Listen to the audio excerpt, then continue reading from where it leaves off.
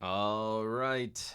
I believe this means we are live. Ladies and gentlemen, boys and girls, tech fans of all shapes and sorts and sizes and persuasions, welcome to another episode of the Monday Morning Tech Chat Show on the SGGQA podcast channel. I am Juan Carlos Bagnell, SomeGadgetGuy, your host for this weekly news show. And the QA of this terribly, horribly named podcast series stands for Question and Answer. We like to have an interactive discussion with the news of the week. And why I like to hold my podcast on a Monday is give us a little time kind of sort out what's going on in the world of tech, come back to some of our feelings, maybe some news was broken over the weekend. We can also share some thoughts and have a fun and engaged conversation about what's going on in the world today. And I'm already seeing a crazy great lineup. This is a full chat already for this week's show. Anink Guy, Mbuk, Vazikos, JMX Warrior, Sentinel 909, Meme Ranglat, Aditya Anil, Otaku, Charlie Spirit Song, Matt Tyler, Heiki. I saw LFA reviews at one point, and Swiper 1911. Everyone saying good morning. I hope you all are having a fantastic start to your week, that your Mondays are going well, especially knowing that some of you are in time zones where your Monday is already wrapping up. From LFA Reviews. Good morning, Shelter Day number 22. The saga continues.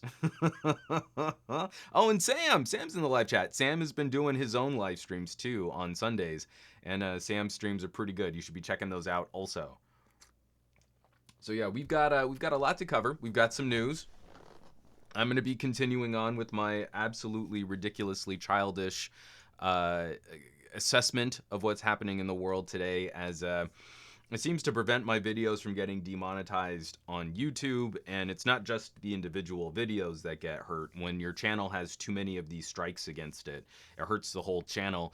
So while we're talking about some big time adult grown-up conversations, I will be referencing what's happening in the world today by winking at the camera while saying the situation. And I hope that someone in the live chat will fill everyone else in on what's going on with the situation. Aditya Anil has already put it in quotes. Quote, the situation. So, it's Thexy, Pat, and Pata joining up right now too. Excellent, excellent, good. I'm glad to have you all on board. I want to jump right in, cover some housekeeping. Last week, housekeeping got way out of hand because I was massively sleep deprived. Just, work life, family life, the mixing of those and trying to get some sleep over the weekends and stuff. I'm sure a lot of us are going through some challenges, and hopefully we can come together as a community to take some of the burden off, take some of the load off, and also just share and just talk and tell stories and have a good time. TK Bay is in the live chat. Everyone say good morning, TK. TK My Bay is in the live chat. And also TK has been bringing back his Saturday morning with a slice of tech, some great live streams and podcast style conversations too. LFA Reviews. What is this sleep you speak of? I work at home, but having Marie work at home and trying to keep Lex engaged and entertained, my schedule is way off. And it's been tough. I mean, those types of transitions are difficult under the best of situations, best of circumstances. And, obviously a number of us are trying to figure out what the new normal, finding some stasis. It's been a challenge. So we've got a few things to talk about this week, and hopefully some of those challenges can be dealt with, and we can ease some of this for some people out there. And then we'll also have some fun tech to talk about too. It's Thexy Pat. I'm curious if a lot of parents are homeschooling, and if so, what are they teaching their kids? Well, the first half of that we can help with. That's going to be a part of housekeeping. So let's jump into some housekeeping, and I'm going to try and keep housekeeping from running. What did we do last week? Because it was like we got done with housekeeping, and then I went back in, and then we had a couple questions, and it ended up being like a half-hour block. Last week's episode was the longest podcast I think I've produced to date. It was like 2 hours and 40 minutes of talking. I don't think I can do 2 hours and 40 minutes of talking. But JMX Warrior is saying housekeeping's going to be 20 minutes. What's my over-under? I'm going to try and be out in 10. 10. We're going to try and do 10. So it's 9:07 in the AM Pacific time right now. Let's jump into the top stories. All of the stories that we're going to be talking about, all of the links that we're going to be sharing, everything's going to be available on the show notes on SomeGadgetGuy.com. You can find all of the podcast episodes, all of the subscription links, the audio feed, everything that you want, SomeGadgetGuy.com. And it's also my place for everything that I produce. But the first thing that I wanna talk about is something that's on a friend's show, and here I'm gonna screen share now. So I was honored to join Andy and Flo Ion on the Material podcast. The Material podcast is a weekly discussion about the Google and Android universe. Your intrepid hosts try to answer the question, what holds up the digital world? The answer so far is that it's Google all the way down. So, episode number 248, Smartphones in Quarantine. I joined Flo for a fairly long conversation. Thankfully, they cut down the conversation quite a bit, but it was a fairly long conversation to talk about her very, very first unboxing impressions on the LG V60. there's a part of me that I kind of hope at some point an extended cut of this conversation goes out there. Flo is one of my absolute favorite people in the world. We don't get the opportunity to talk as often as we'd really like to as just tech pals. And so there was probably about an hour of us just, how's life? You know, how are you holding up? What are you doing? How are things in your neck of the woods? And it's supposed to be about the LG V60, but it sort of derailed into this sort of rambling conversation about tech empathy, something that I've been fairly concerned about, is how to relate to each other, putting ourselves in other people's shoes, and using technology to further a very human relationships. So not all of that is in the podcast episode, but it's still a pretty good chat. And like I said, some engaged conversation about a phone that I'm very, very much enjoying using, and her early experiences setting it up. So that's the Material Podcast, episode number 248. That'll also be in the show notes, linked in the show notes. Now to Some Gadget Guy proper. We had a lot. We had a lot go live last week, so I'm just going to run it down. Yesterday, I was able to finally get this video out. There's been a recent update to my favorite video editing app on Android. It's Power Director Mobile. Let me mute that. And I had a little fun putting this one together, where in showing off the new layout for Power Director Mobile, we're using Power Director Mobile to show off Power Director Mobile. This was actually a really challenging video to put together, because it's me synced and doing a screen capture of Power Director. Then I had to find a way to resize it for 16:9, which actually I'm pretty sure LG is one of the only phones that can dynamically resize like this. I think Samsung's can do it too, actually, now that I say that. But yeah, so I had to resize and then show off all these new features while actually playing the video in real time in the timeline on the app. So I know this wasn't gonna be, like one of the biggest videos on my channel. It's not gonna be, one of the highest viewed, highest watched videos, and it's really just talking about a refresh. I mean, it's a change to the UI. It's not like major new features or anything like that. But that was actually one of the most challenging videos I've put together in a while. So I just having a proud of me moment, getting everything recorded and synced up and edited so that it flows really well. Almost all of it was actually created and edited and constructed on the phone, and then also synced up with higher quality audio. It was a lot of fun. I'm again, not one of the biggest videos. It's probably gonna die over the next couple days, not get a lot of traffic, but just that proud of me moment where I accomplished something that I thought was pretty cool. Mimrenglat, when are you going to get a Power Director sponsorship? I don't know, man.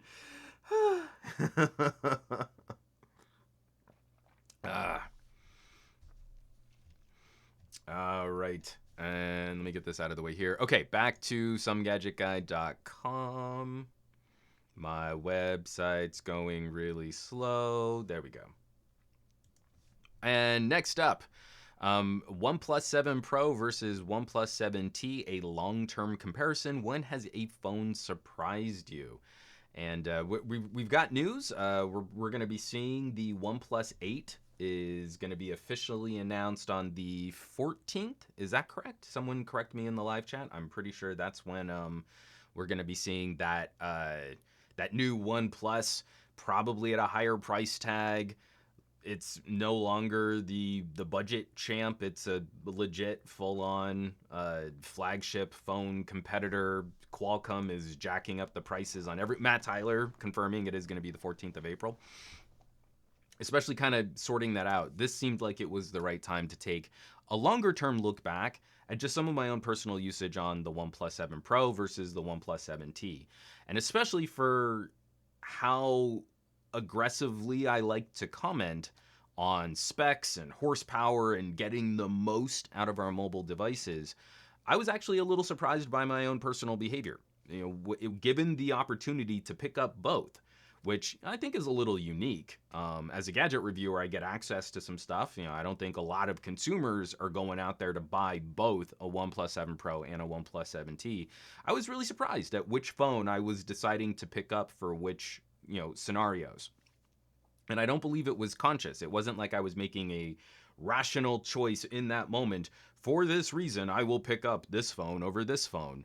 So I just felt it was a fun conversation to host. And actually, the comments on the YouTube video for that are really interesting. When has a phone surprised you? When was that time you picked up a device and thought, this really isn't for me, but there's something about it? Or I did my homework. This is the perfect specs sheet for me. And then I pick up the phone and it just doesn't vibe right.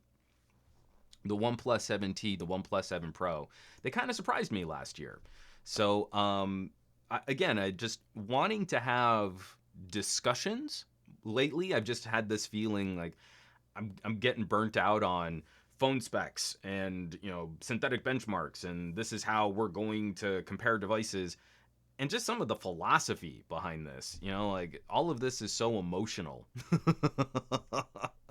I think it's worth trying to peel back the onion, catch some of those layers and see like, why did I do that? I'm not entirely sure I had a rational decision-making process for coming to that conclusion. Okay, another video. This one is actually coming by way of Newegg. We're still looking at ways that we can remote produce. We're trying to come up with a new series of videos just to try and help people out. But some of the early examples of this are the videos that we're putting together for work at home and school at home. So the person who was asking about people homeschooling and what are they teaching their kids, Newegg, we're trying to deliver resources to people that are low cost, inexpensive, free, and ways that you can kind of help augment a child's education while you're stuck at home. My first video went up last week. Sorry, excuse me. I got something stuck in my throat here. Great tech resources for homeschooling, videos, apps, and websites. This video is officially on the Newegg website. You can also find it on SomeGadgetGuy.com. And just going through some of my experiences with a 4-year-old. So basically what I tried to do is break it up like school. So there's a science class, a math class, language arts and reading class, some phys ed, recess. I'm missing one in there. But anyway, just different resources that Marie and I have actually been using with Lex to try and keep her from going completely stir crazy and not just sitting in front of a TV and consuming TV all day. It's been a challenge, especially because our daughter was a very social and outgoing. She's a very gregarious little kid. Finding those ways that we can engage with other parents, through video conferencing, trying to help her teachers set up live streaming classes. We're going to be talking about Zoom when we get to the news block. Just whatever we can do to help spread the word.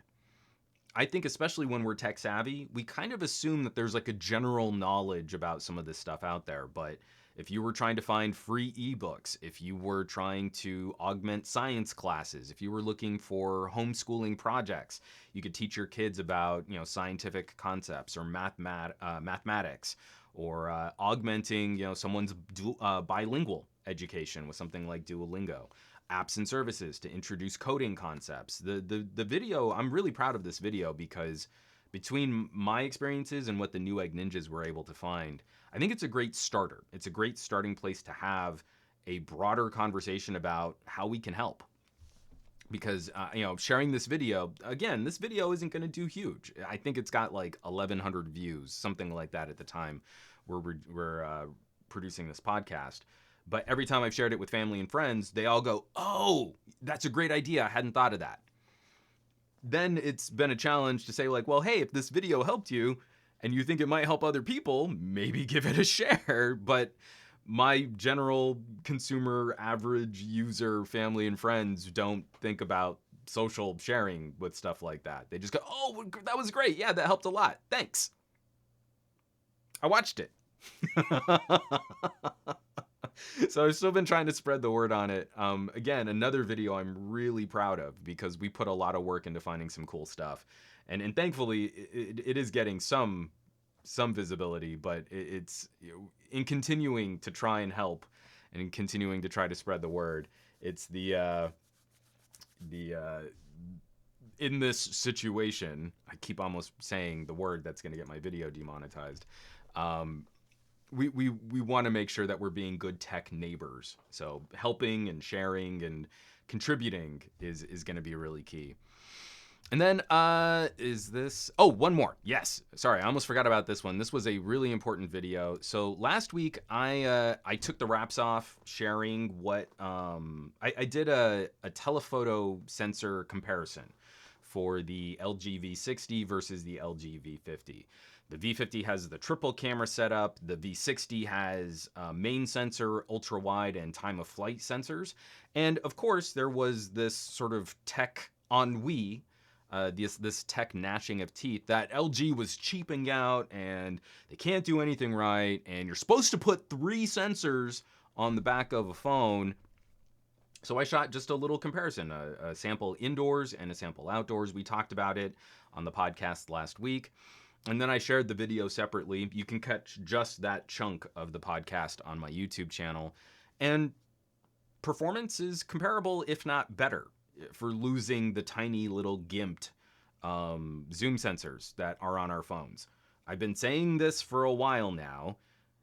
They're not that great. And most of the time that you think you're using the zoom sensor, you're probably not. You're probably using the main sensor and the phone is cropping it and blowing up the image and making up resolution that's not really there, because that's better in a lot of situations than using this tiny little sensor with extra reach. I'm trying to get this idea out there. So I shared that and I got some good responses to that. Of course, I still had a bunch of people going, well, but Samsung has a zoom sensor. They have a telephoto sensor on the Galaxy S20. I don't see why LG couldn't include a telephoto too. And it spurred this conversation on the Discord too, just talking about optics and crop factors and getting into some of the nuts and bolts. I mean, like, Samsung has 3 sensors on the back of their phone, and one of those sensors is called a telephoto sensor. But when you really break it down, it's not a telephoto sensor. The sensor that Samsung is calling telephoto is the same size and almost exactly the same focal length as their main camera sensor. So they've got a 12 megapixel sensor for their main shooter and a 64 megapixel sensor for their telephoto, and the performance is very, very similar. It's field of view. There's a what did I do the math on it? It's a 3-degree difference. It's the difference between a 26 millimeter equivalent lens and a 28 millimeter equivalent lens, where the 64 megapixel shooter on the V60 is a 27 millimeter equivalent lens. So there is almost no optical telephoto performance on the Galaxy S20. The S20 and the S20 Plus. S20 Ultra is a different beast, but that's also $600 more expensive than the V60. There are some differences. The sensors that you find in the V60 versus the telephoto on the Galaxy S20 are a little bit different. So I do believe that the Samsung probably has a slight advantage as we're getting into the far end of the zoom, like especially in that 8 times to 10 times zoom. But for people ragging on LG, not including this necessary 3rd camera sensor, have zero understanding what's going on with the Galaxy S20. The problem that I have with this isn't that I think we should rag on Samsung. The problem I have is, while Samsung actually delivered something better, they clouded the discussion with this marketing and these, brand names, the space zoom, and whoa, it's a hybrid telephoto. It's not hybrid. There is a 0.04 times zoom difference between the 2 sensors. I make this joke in the video. The difference in zoom is like if you're holding the phone and you take a deep breath. That's the difference in zoom between the two sensors. That's it. Really thought more gadget nerds understood this. Gadget nerds were not understanding this. So I put together this video based on the conversation that I'd had. It's frustrating because I do think this is better. Crop zoom on a nicer sensor is mostly better than the telephoto sensors. The only time it's even the only time it's a fight at all, not a fair fight at all. The only time it's a fight is when you're in the most beautiful optimal lighting conditions, bright daylight, and then it's still really close between a standalone zoom sensor and the main sensor cropping and punching in. So I put this video together. Does the Galaxy S20 use a fake zoom? On YouTube, I've been playing around with the YouTube algorithm where I'm trying to change the title and the thumbnail to try and keep videos a little bit more present. So it's gone through a couple different name changes. That night that I posted this video, I was also clued into the fact that this is not a new criticism. This is not a new topic. Their take on the situation is a little different than mine. I am an advocate for crop zoom. Since the Lumia 1020, I have felt that this has been a better solution for phones. Give me one bigger sensor with a more pixel dense sensor so that you can crop and zoom in that way, rather than these multi-camera arrays that kind of replicate some of that functionality, but I don't think they do it as well. But I have to send the shout out to notebookcheck.com. This is a German publication where they also called the Samsung Galaxy S20 fake zoom. So I'm not as clever as I thought I was. And they were detailing these differences roughly a month before I was. This article did not get enough attention. When we say this has a 3 times hybrid zoom, this is marketing.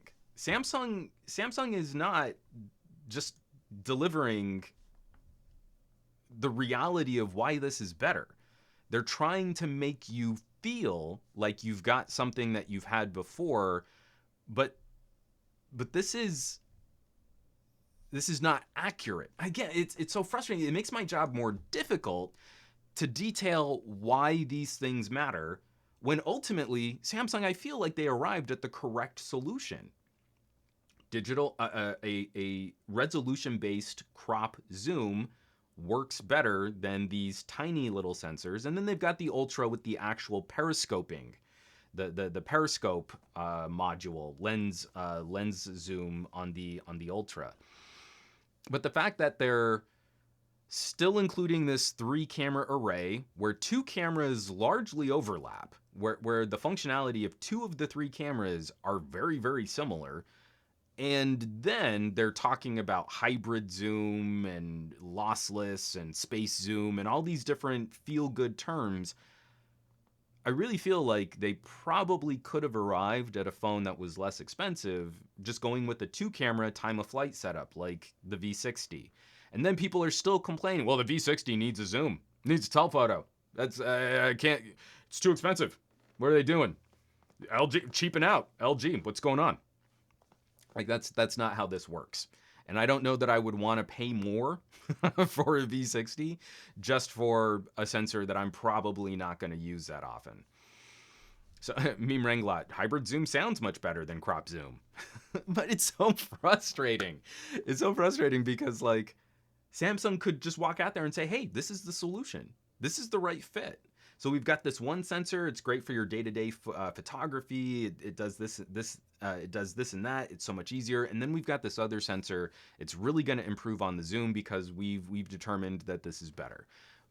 But they can't just come out there and say that, because they've also educated a consumer base to look for something like triple camera arrays, big domino, stovetop, multi. You're getting more for your money. You're not getting more for your money. You're really not.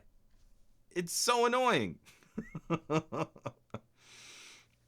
From Blue Malicious, it's annoying because when I bought the S20, I had no idea there was pretty much no zoom in the actual optics on the sensor. The 64 megapixel holds up well. It didn't stop me from feeling duped. We complain about like the OnePlus 7 Pro having a 3 times optical zoom, that legitimately was, when we look at crop factors and the equivalent lens focal lengths, OnePlus delivered exactly what they claimed they were delivering. But we freaked out because of the sensor that was used and the fact that some resolution cropping is involved, and nerds couldn't handle it. But then we have this situation with the Galaxy S20, very originally detailed by notebookcheck.com, which I have to give them the thumbs up. I had not caught this article. This was, I had to translate it out of German, but I don't read a lot of German. But that this was, a great examination of the situation. This idea, this education, it's not resonating. It's really frustrating. So, that's going to do it for housekeeping. Like I said, all of the links we're going to talk about, all of the news we're going to talk about, and everything that we've already discussed, it's going to be in the show notes, SomeGadgetGuy.com, for this episode. And then we've got some news. We've got a news block to talk about, some services there. We're going to have the Reddit plug. And then we've got some gadget news to talk about. Really excited to check out some of the news coming out of TCL. So that's going to be for the second half of the podcast, where we look at some new phones that are going to be hopefully a lot friendlier on our wallets. And let me get this out of the way here. And get that out of the way there. Okay, so let's get into some news. I need to get that there. So this last week, I was actually really happy to see how restrained a number of websites and publications were for everything that's going on in the world, the situation that we find ourselves in. How few took the time out of this sort of just the general news day to do an April Fool's joke. Actually, the Newegg Ninjas put together a pretty funny PC building April Fool's joke, and I really liked it. And it's a shame that it came in the middle of just this terrible situation that we find ourselves in, because it was pretty funny.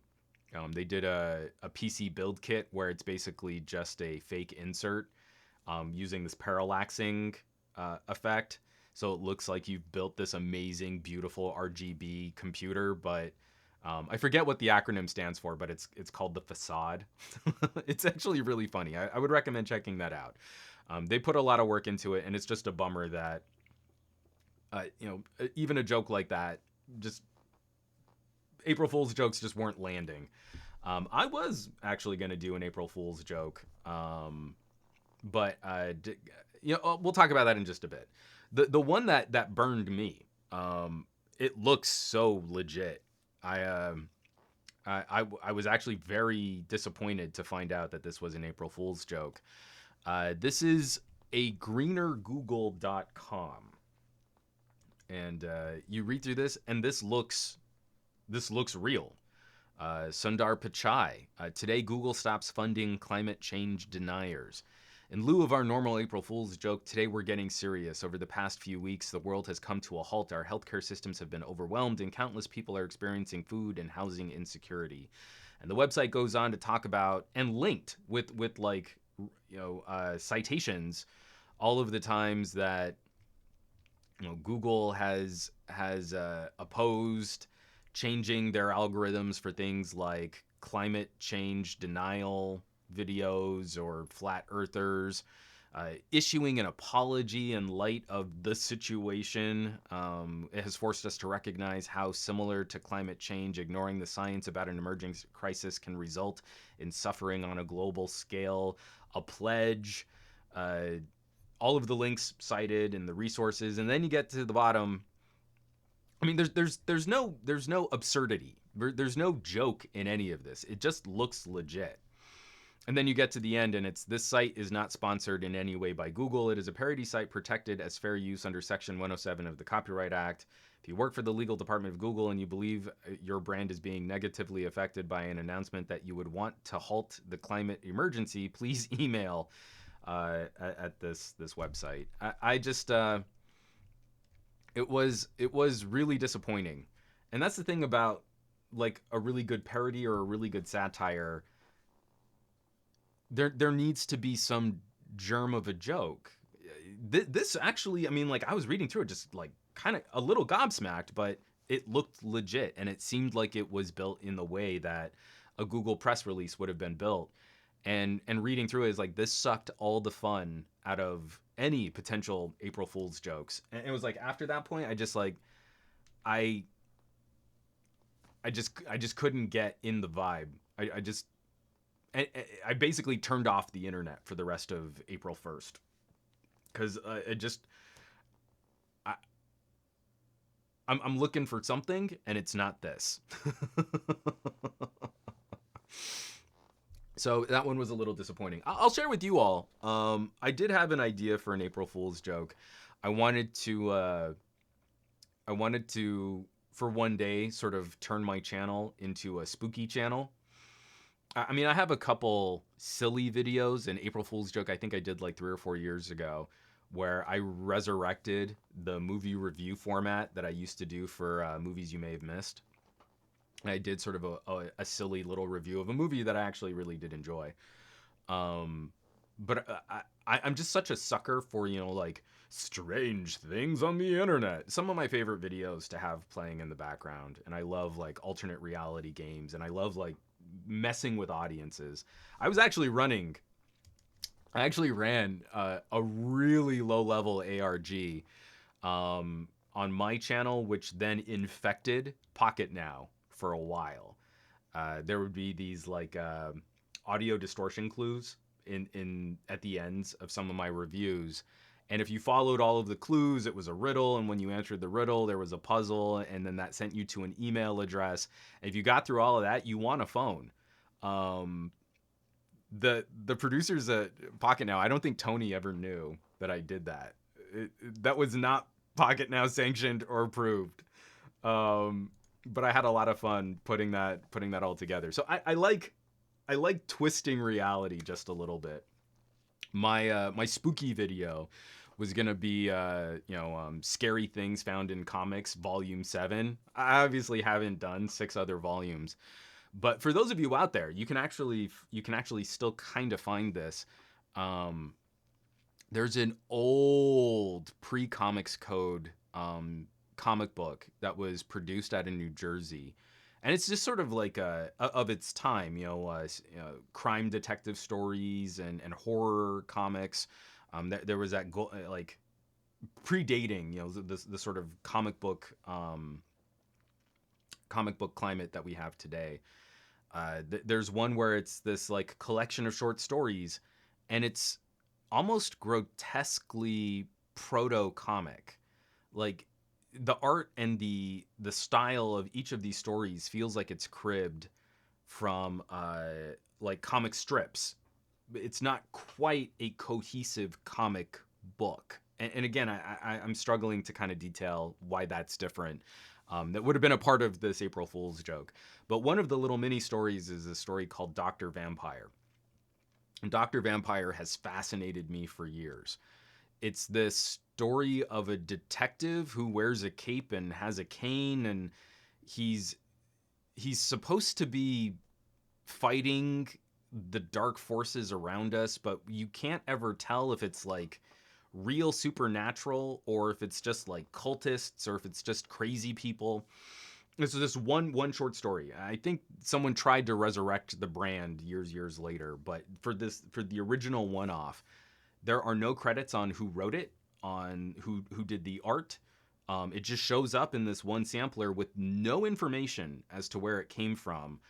And I was going to do this April Fool's joke like true crime where, oh, at the time in New Jersey, there were these cultists, and then you can see that there was this murder rate, and they talk about the Barn Theater, and this was like this obscure place out in the woods in New Jersey where people would have like speakeasies and stuff. And I had this whole breakdown going, and it's just like it was going to be a lot of fun to put together, and I still might do it next year after everyone's forgotten about what we're currently going through. But I couldn't build the energy to add that to my production flow right now. So that was a good time. Aditya Anil, Dr. Vampire. So it's a blood bank crime story. Peta, they missed the opportunity to call him Dr. Acula.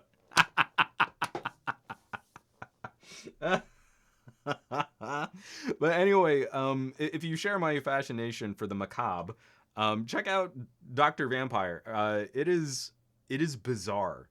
The story doesn't work. It's a crime detective story. Women are getting murdered out in a theater in the woods in New Jersey in the like 1930s. Dr. Vampire's on the case, and we never get any conclusion as to whether or not these are real vampires or just crazy people. It's it's a little unsettling just how incomplete it is, and that no one ever took credit for it, but it was still published. It's pretty crazy. All right. So, yes. On the whole,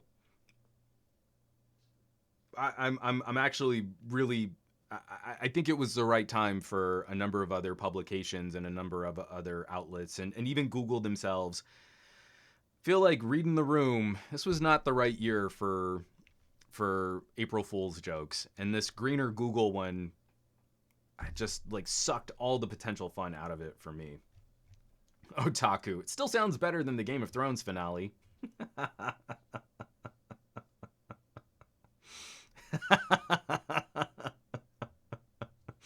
Aditya Anil talking to Pata. I could just picture you doing the Horatio Kane slow-mo glasses pull with the Who screaming in the background. Yeah. All right.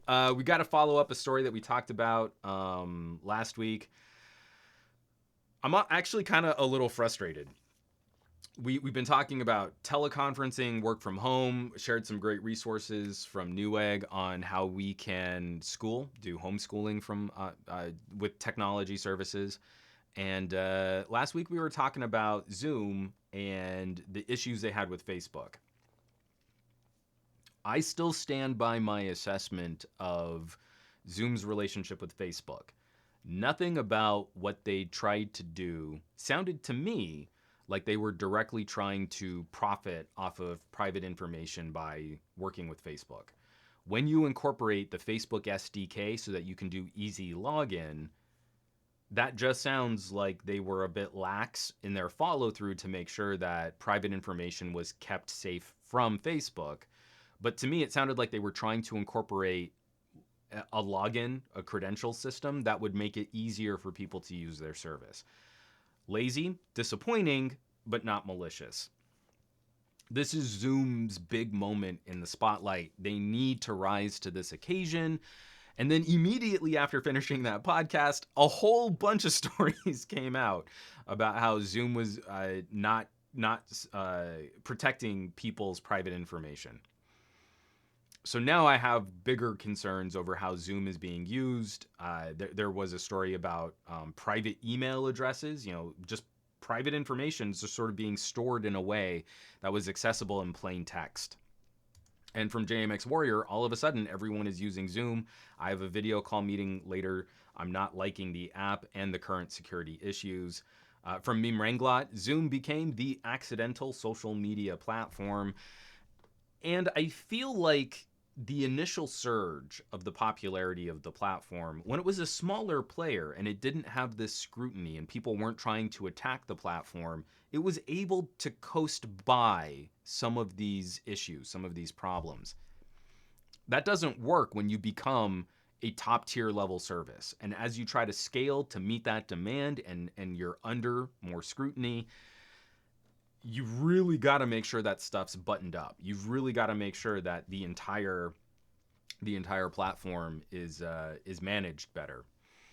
So, with everything that's going on, this is by way of the Pittsburgh Post-Gazette. School districts, including NYC's, start banning Zoom because of online security issues. Written up by Valerie Strauss out of the Washington Post. Some school districts around the country have started to ban the use of Zoom for online learning from home during the situation. I almost said it again, because of growing concerns about security.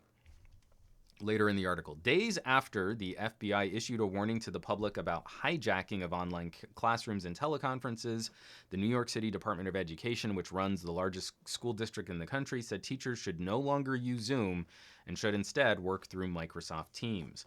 Other school districts, too, have banned Zoom or are trying to beef up security around its use. Clark County Public Schools in Nevada said in a statement that it had decided to disable access to Zoom out of an abundance of caution due to instances of hacking that created unsafe environments for teachers and students, but that it was looking at options. That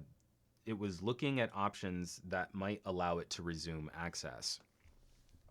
So this is what happens when your team is when your platform and your service is really put in the limelight. You know, we're talking Zoom is trying to figure this stuff out in real time when their platform is exploding with users, and that's tricky stuff.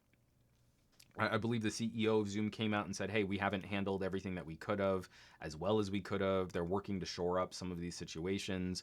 I think they recently changed some of the protocol on how you join meetings. But it seems like it's still fairly easy to Zoom bomb, where you can kind of get into other people's meetings even if they try to keep you out. So I understand how we got here. It's disappointing because there were a bunch of half-hearted attempts at trying to do teleconferencing. And the thing is, corporations have a small hand in this too, where they just make people go to big buildings to hang out. So we really weren't investing in these nimble, accessible video teleconferencing solutions because we just expect, you're going to commute for an hour each way and you're going to come to our building and then we have a meeting. You'll join the meeting by walking into this big conference room. So I get it. But now we're all iterating and trying to evolve really, really quickly. So I'm hoping Zoom can get their act together. From what we've used, we've used Zoom for my daughter's dance classes. I think they're using it for her Spanish class, hanging out with teachers and students from her preschool. It has been an accessible service that has helped kind of bring this in, and for the kids that have benefited from having some kind of teleconferencing setup. No, that's appreciated. We really like that. We just want to make sure that it's protected, that it's secured. I don't want someone like bombing my daughter's dance class and being a jerk. So this is also one of those times where I think we need to re-examine, how does a conference work? You know, like if you're in a small group in a corporation, you got like 20 members on your team. I understand why you want everyone on a webcam with a microphone being able to directly one-to-one contribute to a conversation. But I don't understand the use of something like Zoom when it's more of a lecture. You know, like I remember my college classes, my lecture classes, where it'd be a hall of like hundreds of students in that one hall and someone just talking. For a situation like that, I don't want anyone else on a webcam. I don't want anyone else on a microphone. But you could still field questions in a live chat. You know, you could still create an environment where one person is streaming and has the digital attention of everyone else in the chat room, but is still able to host a discussion, is still able to contribute to a discussion. I'm pointing to this because it's largely what we're doing right now. I see, there are around 40 people watching this live stream in real time, and I'm able to see what you guys are talking about, and it's me rambling on with the camera and the microphone. I feel like this is a better setup for lecture style educational opportunities.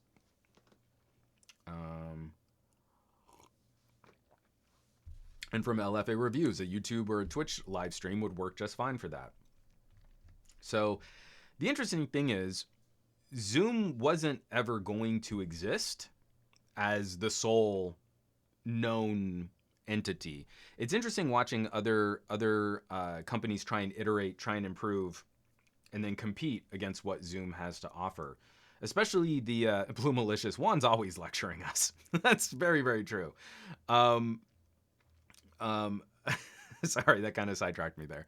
Uh, when there's a brand name like Skype in the conversation, that carries a certain amount of emotional baggage for those of us that have played around with Skype for years. How long have we been saddled with Skype? Are we at like 20 years with Skype yet? Is that, I don't know. It's been a long time. Over a decade of Skype use. But Microsoft kind of missed the pulse, kind of missed the boat on what it was that we were all going through and trying to get some type of competing solution up and running. I saw some comments in the live chat about Microsoft Teams. So it's interesting to see, you know, like there could also be a pivot with some of their other established video tools. So this news broke. A number of sites have been talking about it. I caught it first on Android Authority, written up from Adamya Sharma. Skype rivals Zoom with new Meet Now feature for app-free video calls. So they're trying to get this off the ground. From the article, Skype has introduced a new feature called Meet Now, which doesn't require users to sign up to the service or download the app for video calls. The new feature seems to be borrowed from popular video conferencing platform Zoom, which also lets users join meetings through their browsers without having to sign in or download an app. Skype's new feature works by generating a unique link that can be shared with participants of the conference call. If you're the meeting organizer, you can invite anyone, even if they're not a Skype user. The unique link will open the Skype web client on Microsoft Edge or Google Chrome. Those are the only two supported browsers at the moment, and you don't have to download anything to use the web client. Those who have the Skype app installed on their devices can also join the meeting as visitors, even if they're not signed into their accounts. Further, the feature will allow participants to use the full potential of Skype, including the ability to record calls, blur the background, and share screens. Skype notes that it'll hold your call recordings for up to 30 days and shared media for even longer. So this is an interesting little bit of competition. Microsoft and web services, they've been doing really well in moving some of like the productivity and collaborative features of Office to different devices. I think it's curious. I think it's interesting that this will probably not gain immediate traction just because the Skype name carries so much baggage. Microsoft has actually shown that they can improve on a number of their internet-based services, but some of these brand names become problematic. You know, recently Microsoft Edge became the #2 browser in the world. The updates for the mobile apps on Microsoft Office have been phenomenal. I'm a diehard user of OneDrive because I love the feature set on OneDrive. It's way easier using OneDrive than like G Drive. If you're someone like me and you're constantly logged into like 2 or 3 different Gmail accounts just to manage everything that's going on, G Drive becomes a major pain when someone sends you a link and you're like, cool. Oh, but I'm logged into a different account and that's not something that they have. And now I have to switch accounts and it's not fun. So even things like just sharing files, OneDrive has been better.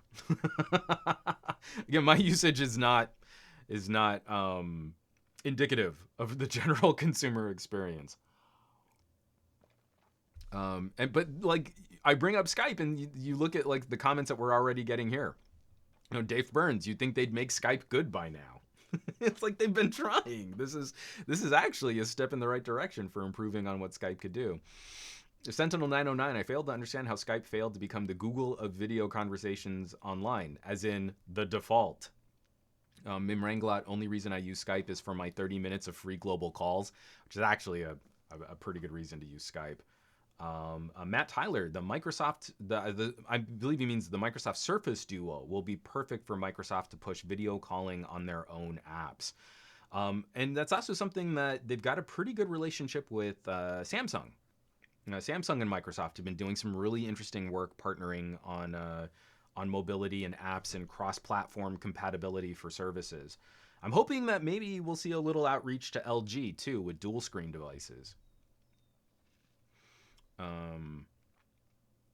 Charlie Spirit Song, Microsoft has a reputation to butcher companies and applications they acquire. I kind of feel like that's true of a lot of big corporations, though. It's not like Facebook has the bestest reputation for bringing other developers under their fold. Meme Ranglat. Oh, I agree on the multiple Google account problem. It's so annoying. You send me a link to G Drive. I should just be able to download the file. It's so obnoxious the way that it links to certain logins and stuff. It's just not great. And from Blue Malicious, we do use Skype for Business at work for our meetings currently. And I've heard a lot of mixed reactions to using Skype for Business. So again, this is a step in the right direction. I hope Microsoft is iterating quickly, because with everything that's been going on with Zoom, I have more confidence in Microsoft with corporate security solutions than I do with Zoom being able to iterate quickly there. So again, we've got, I think Zoom has the better interface, the better usability, getting people up and running. It's become a terrific solution. Skype still has weird teething pains and problems with how their service functions, but Zoom needs more work on the back-end security, and I feel like Microsoft probably is the winner there. And we're watching these two solutions march to the middle. And I think I've got more confidence in Microsoft getting to a more streamlined usability with security than Zoom shoring up their security issues while still maintaining the ease of use. That's, if I were a betting man, that's what I feel like we would, where this would line up. But again, the emotional trigger when you hear the word Skype.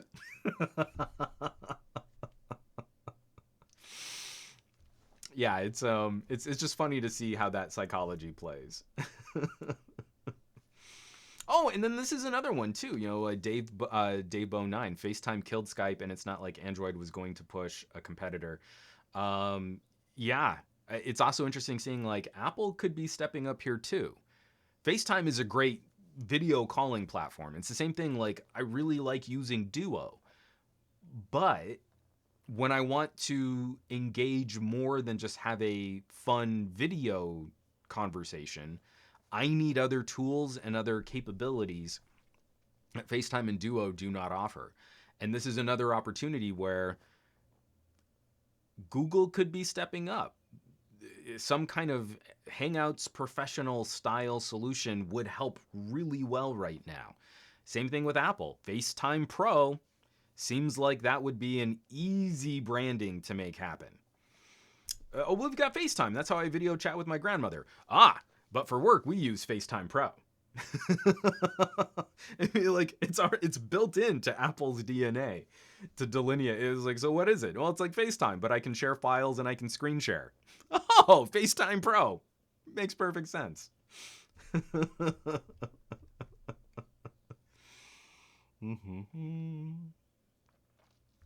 So it's funny. It's kind of funny. From Heydeo, I've had good experience with Cisco WebEx too. WebEx has actually been sort of an interesting also ran. I do a lot of like PR pre-briefings, and a lot of them are into Cisco. Zoom never really found a lot of footing there. I've got another one coming up with a company. I'm really excited. It could be something really cool in this kind of corporate consumer space. You know, we're blurring the lines between corporate grade solutions and consumer solutions. I can't talk about it yet, but I wanna. But yeah, we're looking at a WebEx conference for the journalists that are going to be pre-briefed on that. It's just kind of funny. Opportunities. We're in a time of disruption, and this is where some stuff could be shaking up the landscape of what we're comfortable with in a really exciting way. So getting on with some of our news blog. I have not been sharing links. No one called me out on sharing the links. So here's the link for our next story. I don't know if you notice this, guys, but I do this all by myself. I am real good at doing the podcasting. So this is a story that's been blowing up on the internets. I have been personally very frustrated with some of the garbage that I see in my Twitter feed. And Meme Ranglot, oh, we're doing the stupid news now. Yeah, this is really frustrating, guys. We live in an age where it's never been easier to spread misinformation, to engage in outlandish conspiracy, and to enable populations of people to remain ignorant on topics that they're very passionately, emotionally attached to. The documentary on Netflix about flat earthers, I think, is a wonderful example of how the good aspects of the internet can enable some really awful misinformation campaigns. And they sort of take root and then evolve like organisms all on their own. It's not like there's some nerd in his basement, step 1, flood the internet with flat earth conspiracies. Step 2, question marks. Step 3, profit. Like it doesn't work that way, but people can congregate and these ideas can morph like viruses. And then we end up with populations of people that I don't even understand what the end game is. I don't understand what they stand to benefit from in engaging in something that is engaging in the sharing of information that's patently false. That was a really rambling way of getting to this story. I've got the NPR link shared in the live chat. UK cell phone towers ablaze as the situation theories link 5G networks to the situation. This is ridiculous and awful. And it's probably started out as a joke, and then that joke actually took root as people didn't realize it was a joke, and then it's leading to destruction of telecommunications equipment, which right now is not something we need. From the article, do I have a Jason Slotkin on NPR wrote up this story. Conspiracy theories tying 5G networks to the situation are troubling telecom authorities in the UK and are being cited as possible motivation for multiple cell phone tower fires this week. Fires on at least 3 towers have been reported over the past few days. In at least 2 instances, accompanying videos and online posts are raising concerns that the attacks may be linked to conspiracy theories that cast 5G networks as the cause of the situation. So, folks, let's get this out of the way right now. There is absolutely zero scientific information that we could point to which would link the spectrum of 5G to the types of respiratory issues and infection rates that we see with the situation. The first joke image that I saw, well, I'm not even really sure it was a joke. It was one of those like insane people of Facebook posts on Reddit, where they showed a map of 5G towers and then they showed like outbreak epicenters. And you want to facepalm really hard because the correlation there isn't as soon as it wasn't based on time. It wasn't like, oh, well, this tower went up and then we saw an outbreak. It was just, these are 5G towers and this is the population graph for the outbreak. And anyone with the modicum of common sense can understand those 5G towers are going up in areas with a certain population density. Well, the situation is affecting areas of the world with a certain population density. Those two ideas will generally kind of correlate. It's my favorite from a math class that I took in college. You can easily say that ice cream causes drowning, right? Whenever we see an increased consumption of ice cream, we also see a correlating increase in death by drowning. So basically what we need to do is ban ice cream. You see, it's so simple. I've got 2 graphs, and those graphs both kind of curve in the same direction at the same time. Or it could be that whenever it's hot, We see more people swimming, so more people might be potentially riskier behavior, dying of drowning. And when it's hot, we also see more people eating ice cream. The two have nothing to do with each other, but if I link those two ideas together, I can create the next conspiracy theory, and we're going to get ice cream pulled from supermarket shelves. You heard it here, folks, ladies and gentlemen. Oh, and birds aren't real. They're really drones from the NSA. I really need to get more jowls if I'm going to become that kind of a conspiracy theorist. So you see those kinds of things. What really upset me, I was following a couple people on Twitter. There was an actor out of Canada who's got a very substantial Twitter following, who was just retweeting tweet after tweet after tweet. We're talking like 500,000 followers with these sort of infographics on, these are the symptoms that you would have if you were experiencing radiation sickness and radiation poisoning, and these are the symptoms that you would have if you were infected by the current situation. That's now getting dangerous.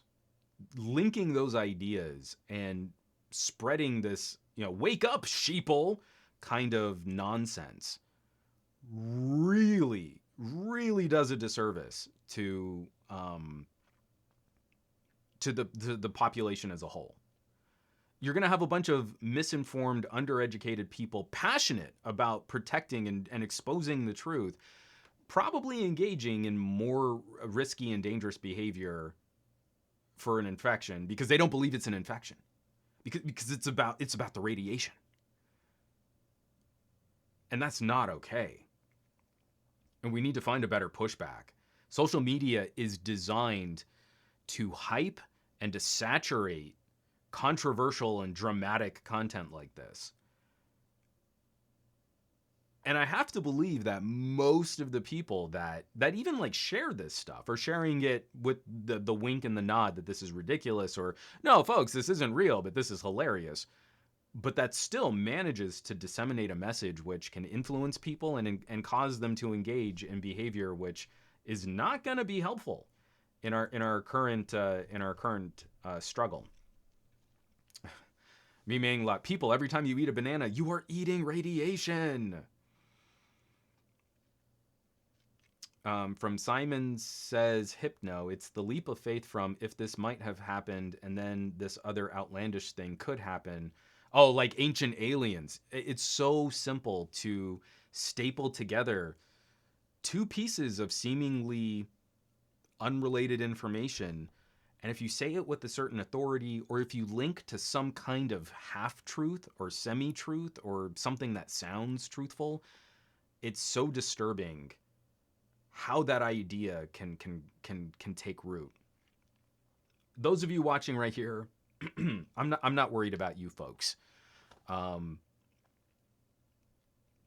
feel pretty confident that those of us in this type of a community, watching these types of podcasts, reading this type of media, that we're not too concerned about the link between infectious disease and 5G cell phone radio towers.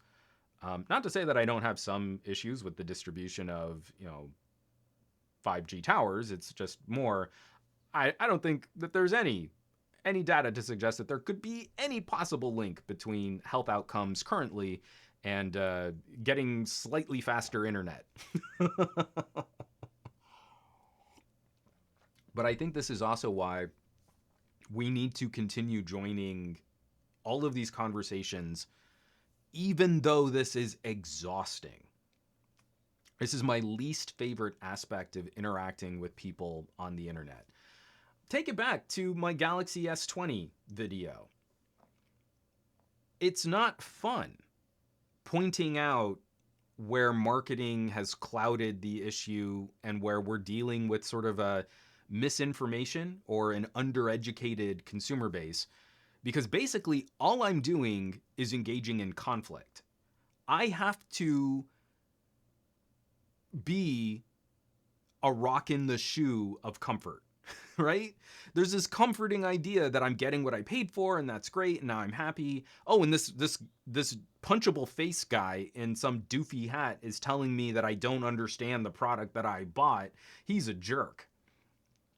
But that conversation makes the rest of the tech marketing analysis easier and better for other people. So it's conflict. So I want to be empathetic. The reason why these radiation poisoning stories gain traction is because we're afraid. People are at home. They're probably consuming way more media than they would normally be doing. A lot of it is shocking media because that's how news works. And I want to appreciate that. So I'm not sure what the right answer is. A direct confrontation will probably cause them to just dig their heels in harder, right? That seems to be the general truth. But I can't. I don't believe that the right answer is also just to like let them do whatever they want because they have the power to influence other people. An actor out of Canada with 500,000 Twitter followers is endlessly retweeting some of the worst garbage science. What do I do about that? What can I do about that? Twitter isn't doing anything about that. This is dangerous. And I completely understand my hypocrisy too, where I wholeheartedly want to embrace and support like the First Amendment, the right to free speech. But I also have to admit that I've got concerns over speech, which could lead to dangerous behavior and influencing people and misinforming them. And I don't know how to reconcile that. I am having this huge internal conflict debate because I literally do not know what the right answer is. But at least for those of you that are still hanging with me in these types of podcasts and conversations, I can at least hope that with your family and friends, you'll be that dissenting vote, that one little voice saying, hey, just by the way, like none of this is true. I know you're sharing it on Facebook, Aunt Karen, but not real. No, I know you're going to argue with me. Not an argument. Just letting you know, totally fake. Just wanted to let you know, love you, your family, but you're wrong.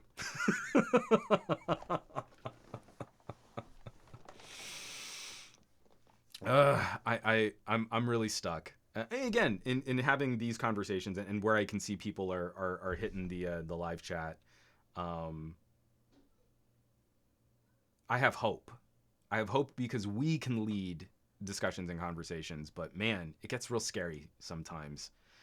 So the reason why I wanted to, okay, sorry. Before we move on, a couple comments here. Pata, of course it's Aunt Karen. It's always Aunt Karen. Sentinel 909, I think approaching them with a different conspiracy theory, one closer to the truth, is the way to go. Example, no, 5G is not causing the situation, but man, you are totally right to doubt it. It's a scam to get us to pay more money for moderately faster internet. Actually, Sentinel 909, that helps. That's pretty good. I like that. Because it's not even... Because it's completely true, in a way. I mean, we look at like what Qualcomm is doing with our modems, and then we look at phone prices exploding. That's not bad. I like that. Again, it latches on to the frustration and the fear and the anger, and you're just redirecting it. That's pretty good. I think everyone needs to give Sentinel 909 a thumbs up or some clapping emojis or something there because I like that a lot. From Dave Bone 9, shouting fire in a crowded theater. Are we all in the theater of life? Again, it's why I'm having this conflict. If this is leading to riskier behavior, how do we quantify that? How do we cope with that?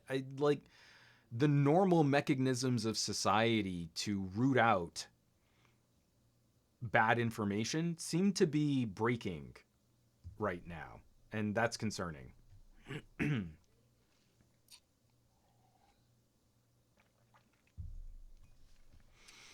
Sentinel 909, I've been struggling with this Karen problem myself. Some of my family members have gone paranoid and just went into full conspiracy mode. And it's sad because we don't want to lose our family to issues like this, what we're going through right now. Matt Tyler, my buddy is convinced 5G is the cause of a lot of things, but I shot him down with facts. I'm really glad because I know when we talk about other issues, sometimes the facts don't matter. It's really difficult to get that little tip of the spear just to crack through a good shield of misinformation.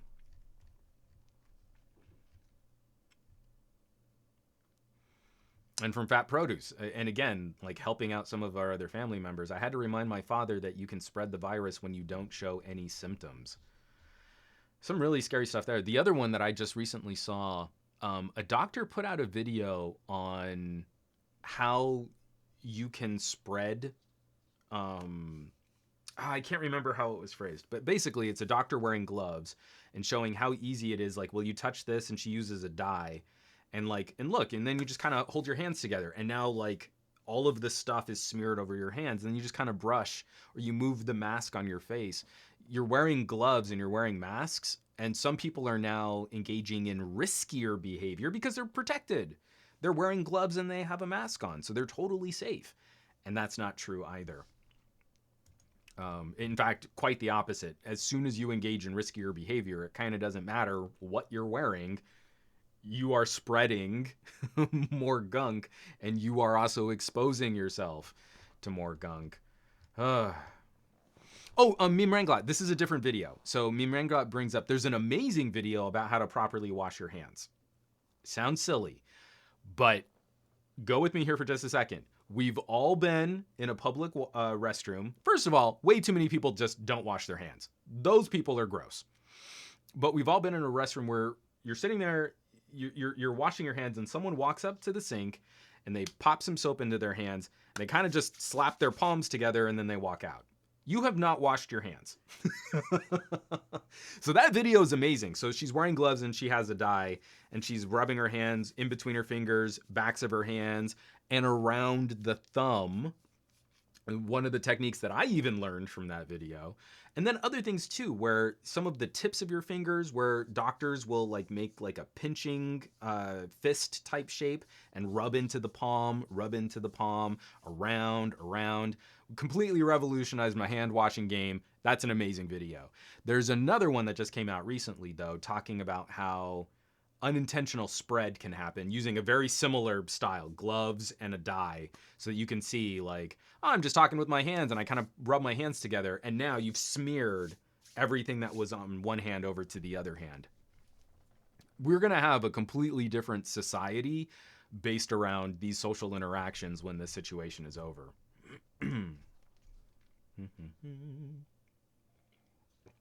Def Burns 2. This generation is going to become the best hand washers.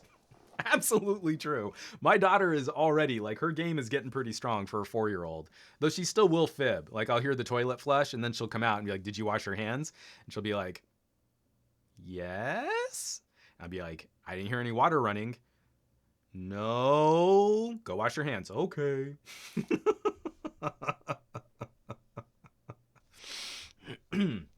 So, one last story before we get into the Reddit plug, which this is going to be a fun Reddit plug this week. The subreddit did really well this last week.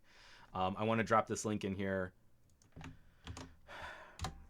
Talking about my own issues, how I engage with family, how I engage with friends, and how I look at total strangers on social media sharing bad information. In everything that made me upset about the April Fool's joke, YouTube responding to climate change deniers, this one gave me a little hope. YouTube will remove videos falsely linking the situation to 5G. This is coming from John Fingus over on Engadget. And from the article, the rash of bogus conspiracy theories tying the situation to 5G has led to cell tower arson and threats against engineers, and YouTube is planning to crack down on that misinformation.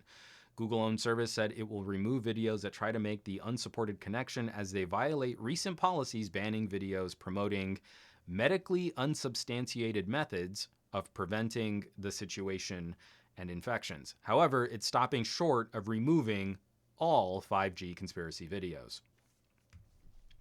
Instead, YouTube said it hold on, let me get this here. Instead, YouTube said it was suppressing borderline content that could mislead people in harmful ways, such as conspiracy theories surrounding 5G and the situation directly. This includes both reduced recommendations for videos, pulling them from search results, and stripping them of ad revenue. So at least one little gleaming beacon of hope that just because videos perform well and traffic skyrockets and we have free speech and advertisers and blah, blah, blah, blah, blah. I don't think Google has done a lot right with YouTube over the last couple years. This helps. This one I got to give them a thumbs up. They're a private corporation. They have control over their institution. I viscerally disagree that they should be able to hide behind, legit press protections while also maintaining editorial control. This to me shows YouTube and Google have editorial control over their platforms. So I feel like they should be regulated more like newspapers and television news and things like that, which in this modern age means barely regulated at all. But still, if they can demonstrate that they have this type of editorial control over their platform, we should be having different conversations about how we interact with distribution services like YouTube and Facebook. But in this exact situation, I feel this is the reasonable and responsible tact to take from YouTube as an outlet. Matt Tyler, YouTube removed fake videos about 5G, but the 5G idiots will start going, quick, they're removing the truth, call them out. And that's totally going to happen. But I'm not as concerned about the people that have already been infected with this bad idea. I feel like right now we've got to flatten the curve on people who will be infected by these types of bad ideas. From Mr. Pulp Fiction, a question: do you still buy stuff at the grocery store, or do you order your food online now? So unfortunately, where we moved to, we don't have like Amazon Fresh, for example, does not have any delivery service to our neighborhood. So what I have to say is I've been really proud of the community grocery stores out here that have scrambled very, very quickly to adopt better services for things like curbside pickup. Their online ordering is just being savaged. So right now, I think it's about a 7-day lead time. If we were to put in an order today, it would be ready in about 7 days. But we stocked up heavy. We didn't panic buy, but we did buy heavier than we usually did. And honestly, we could probably go about 3 weeks today. If we were completely shut off and forced to stay inside for 3 weeks, we could make it work. But we did do a little pickup, just, a few extra fun things, a little extra milk, some eggs, stuff like that. And the local grocery store is in Albertsons. And we went through the website process, and they'd completely revamped their curbside. It's now linked to a telephone number. Your order is ready. You get a text. You drive up. You call the number, and you pop your trunk. And that's it. They give you a wave. They kind of point to your order number. You give them a thumbs up. You've told them what your car is. They drop the stuff off in your car, and you're good. I mean, like, again, it's such a simple reaction to what's going on, but better protecting their employees and still giving us some service that we can interact with and minimizing the potential risk for making an outing like that. The flip side, Target tried to do something like that, and we just needed a few little cleaning products. We went through their order processing. My wife drives up, and then someone knocks on her window and tells her to roll the window down, and we still have to scan an app on one of their portable handheld scanners. And you're like, this didn't help at all. You have now exposed your employee to way more risk because people are coughing in their cars, rolling down the window, all that stuff gets out in the air. And what was the point of doing this online ordering process if I'd still have to interact with another person? So very disappointed in what Target tried to do. Just not good. Not good at all.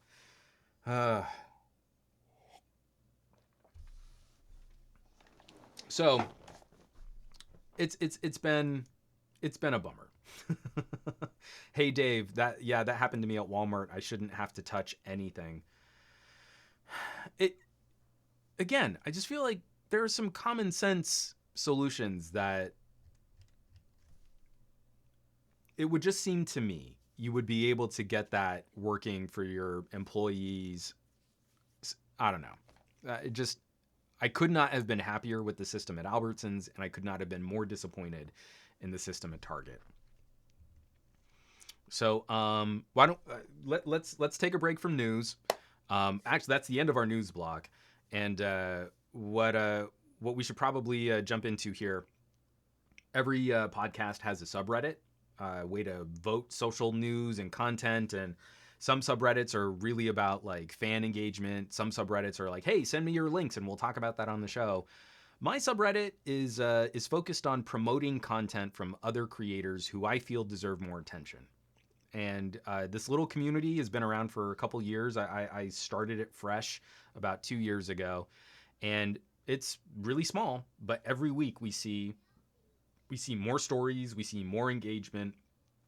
And this is my weekly plea that, especially in light of what's happening in the world around us today, supporting your favorite content creators has never been more precious or more important. So if you go to reddit.com/r/glowing rectangles, you will find a collection of submissions and links and posts from a variety of content creators that you probably wouldn't have found just going through YouTube algorithmic popularity search. And I'm really proud of the community that's building here for finding some incredible voices in the world of technology and helping to spread the word on tiny channels that are just getting started, people who haven't yet met their monetization cap, all the way up to larger channels that, again, probably suffer under how YouTube rates popular content. So these are the top stories this week. Reddit.com/r/glowing rectangles.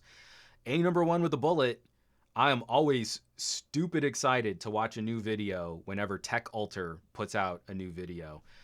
Just one of the most insightful commentators on the world of technology and business. And when he gets into the nuts and bolts of actual individual tech products, it's really interesting to see his take on things that work and things that don't.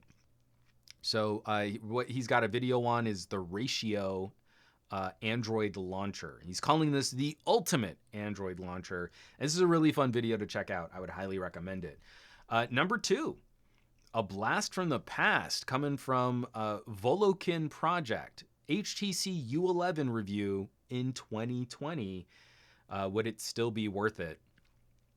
HTC U11 was an odd transition phone for a company that is not as visible in mobility technology and smartphones, and was kind of a polarizing phone. It got a lot of positive reviews from some diehard HTC enthusiasts. It got a lot of negative reviews from people that were out there to slam and punch down on a smaller brand that was struggling in the mobile marketplace.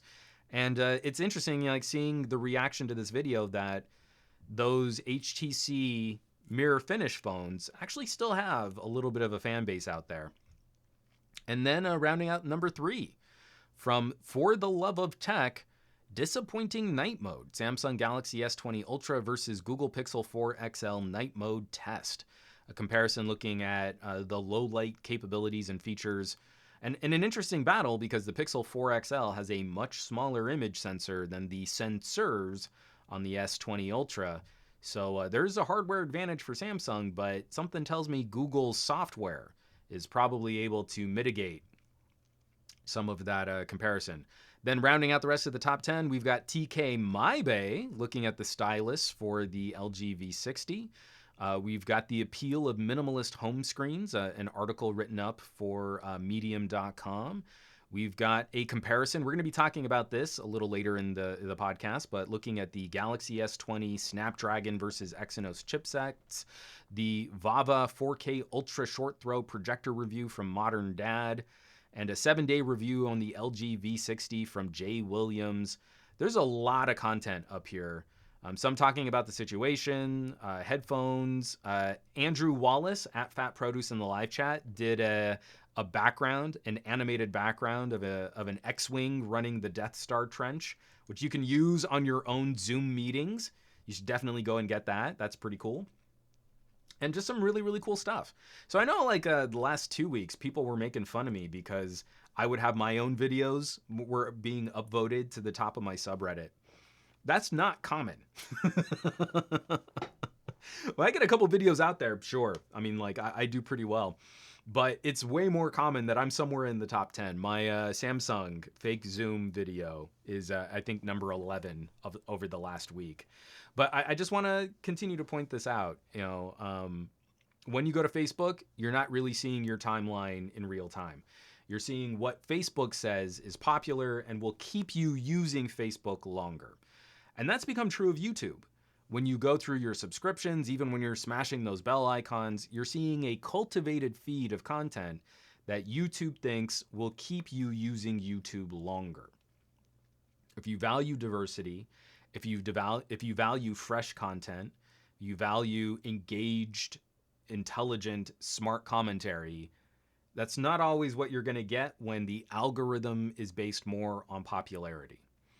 So, my little subreddit has made me super proud over these last couple months as we see an expansion of different topics, different content creators, different platforms, starting to find people submitting more written articles, not just YouTube videos. And it's building into this fun little community space all on its own. And I'm proud of the fact that it's been organic. You know, this isn't just like, oh, well, I'm super popular and I'm telling everybody to go follow my subreddit because I have a podcast. I don't have that kind of pull. And it hasn't been a gimmicky kind of startup either. This is people organically trying to share cool content that they enjoy. So reddit.com/r/glowing rectangles. We still every week I'm going to put out this plea. We need your participation. We need your support. We need your sharing. If you're going to submit a story that you think is cool, stick around and upvote some of the others. The more that we can make a topic popular on this subreddit, the more likely it'll be shared on other larger subreddits. This is how we can help build the search engine viability of other content creators. And more than ever before, I've been making this plea for a while, but now especially, a passive view is not enough to keep someone engaged and creating content. So you sit down, you watch someone's video, you love it, and then you kind of shrug and you get on with your day. That's less incentive for that content creator to come back and make something else. This is like my Newegg video for homeschooling resources. You know, the pulling of teeth to try and get the teachers in my family and the other people who follow me, my other friends, to click share on that video. While at the same time, they're telling me, this is amazing. I love this. Thank you so much. These are great resources. I know so many people that would benefit from this, but I'm not going to share it. Is the thing that we run into all the time as content creators.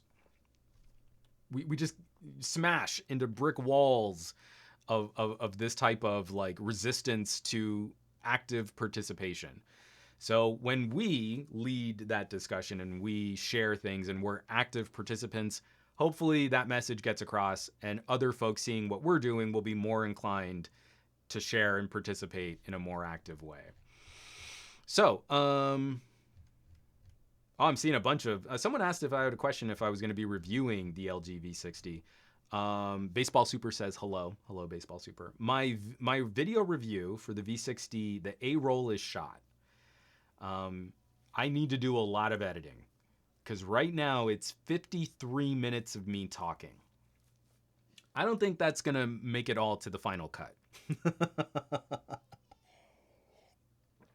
But I will be getting an LG V60 review out probably the end of this week. I think I might make it like my Friday video because it's really long. There's a lot to talk about. And I feel like it's kind of critical. It's kind of critical to dig a little deeper on an LG where A lot of the major outlets got their reviews out like the first week the phone was available. I mean, I saw reviews the day after it was up for sale on T-Mobile. I gotta say, real tech reviewers out there are so much better at making reviews than I am, because it's like they magically know everything about a phone in like 12 hours. It's pretty incredible when you think about it. I wish I were that good. I wish I were able to take a phone out of the box and then mystically be able to intuit everything that's wrong with the phone and why you shouldn't buy it. I mean, if I could do that, I'd probably be way more popular on YouTube and be making way more money. Because let me tell you, people don't share videos when you take your time. My videos do not track and are not shared and are not consumed when I take a minute to use the product before I talk about it in a review. Dave Burns, to release the Snyder cut of your V60 review.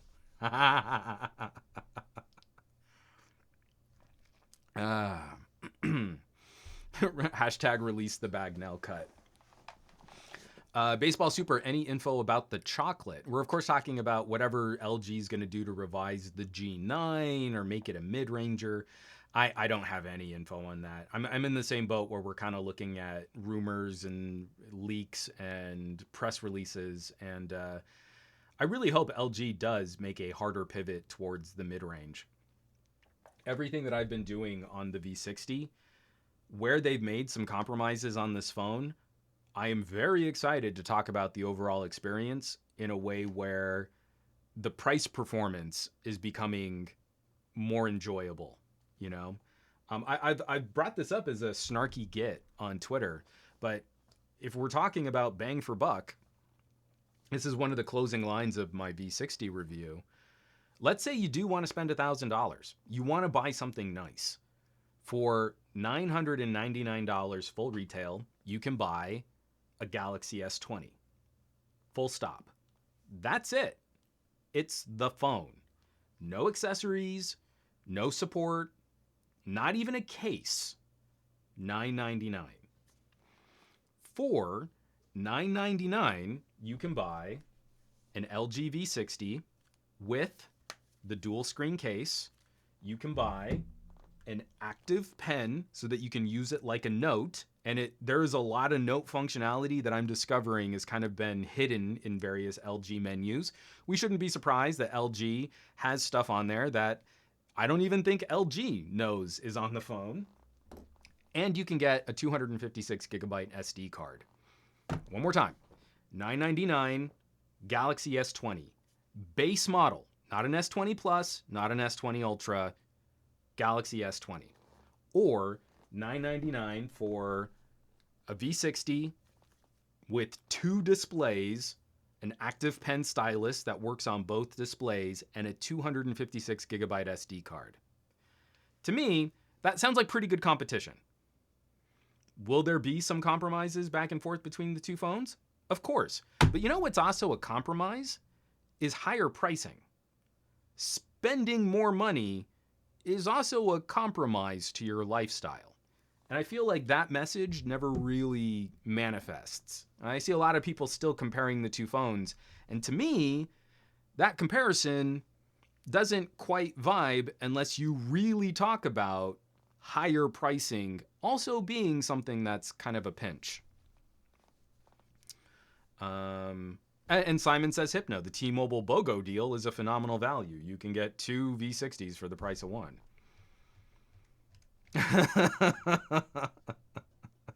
Dave Burns too. But one, the screens aren't true foldables and aren't quad HD. Hashtag deal breaker. Here's another little fun tidbit of information. So let's say you've got a phone like, here, let me not show you my email password and login credentials. So here's the V60 dual screen.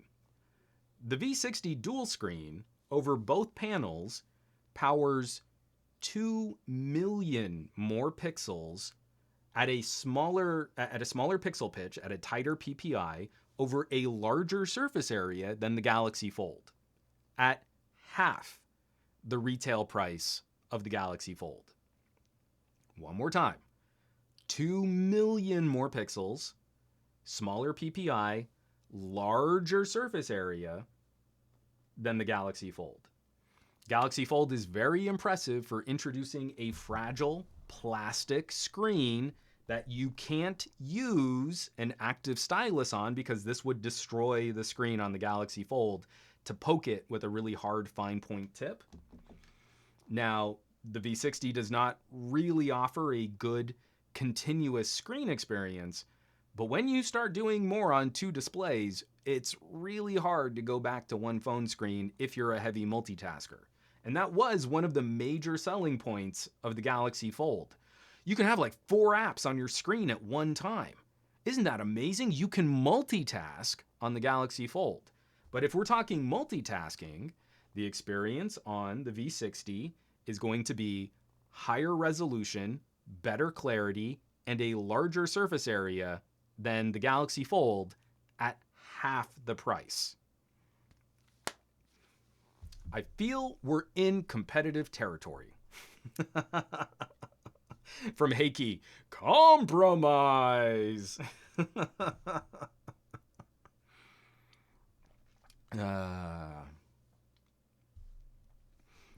Simon says, Hypno, it has more pixels than the Escobar Fold 2. The Escobar makes me throw up in my mouth.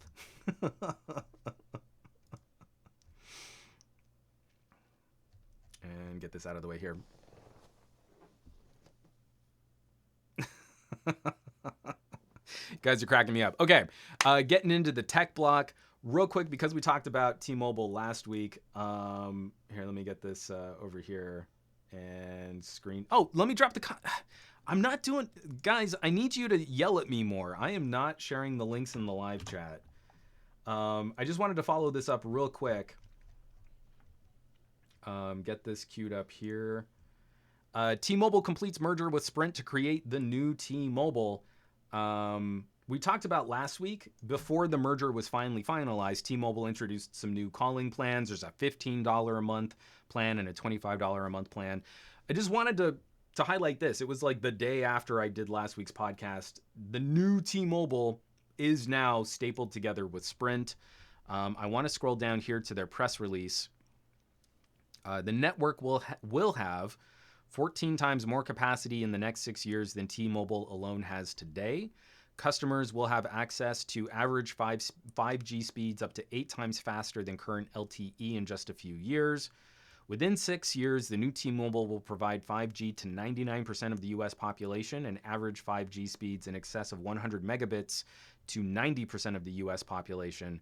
And new T-Mobile's business plan is built on covering 90% of rural Americans with average 5G speeds of 50 megabits per second. So absolutely nothing changes today. But eventually, what is Sprint will just be sort of morphed into T-Mobile. The carrier stores, the towers, everything is just going to start sliding into T-Mo. And I think the only benefit right now, and it's something that's already been in play, is a little bit better network interoperability between the two different carriers. If you've been using services like Google Fi, like I have, you've already seen how Sprint and T-Mobile have kind of been playing together for a little while now. But eventually we're going to see this hopefully lead to better pricing on certain products and certain services. T-Mobile out of the gate with that $15 a month plan already. So I'm hoping that this is good. I hate seeing less competition in the marketplace, but Sprint hasn't been super competitive of late. So let's just say this is going to be better. I'm anxious, but I'm hopeful. From Dave Burns, did you watch Mr. Mobile's review of foldables? I saw the video. I haven't watched it yet. It's in my feed of content to watch. From Q3 Becker, it's kind of weird how Mr. Mobile seemed to dislike the V60. It's not really that weird. I mean, I love Michael Fisher. He's one of my favorite producers on YouTube, but there's just this general air. You know, you bring up Skype, and there's an immediate emotional knee-jerk reaction, emotional baggage to saying the word Skype. For a lot of tech reviewers out there, LG's kind of the same. even when I was an advocate for phones like the LG V20, I would always have to buffer my commentary saying hardware versus software. I feel like that's lessened. There's still an issue with that. LG still has a ways to go to clean up some of their software support. No one's arguing there.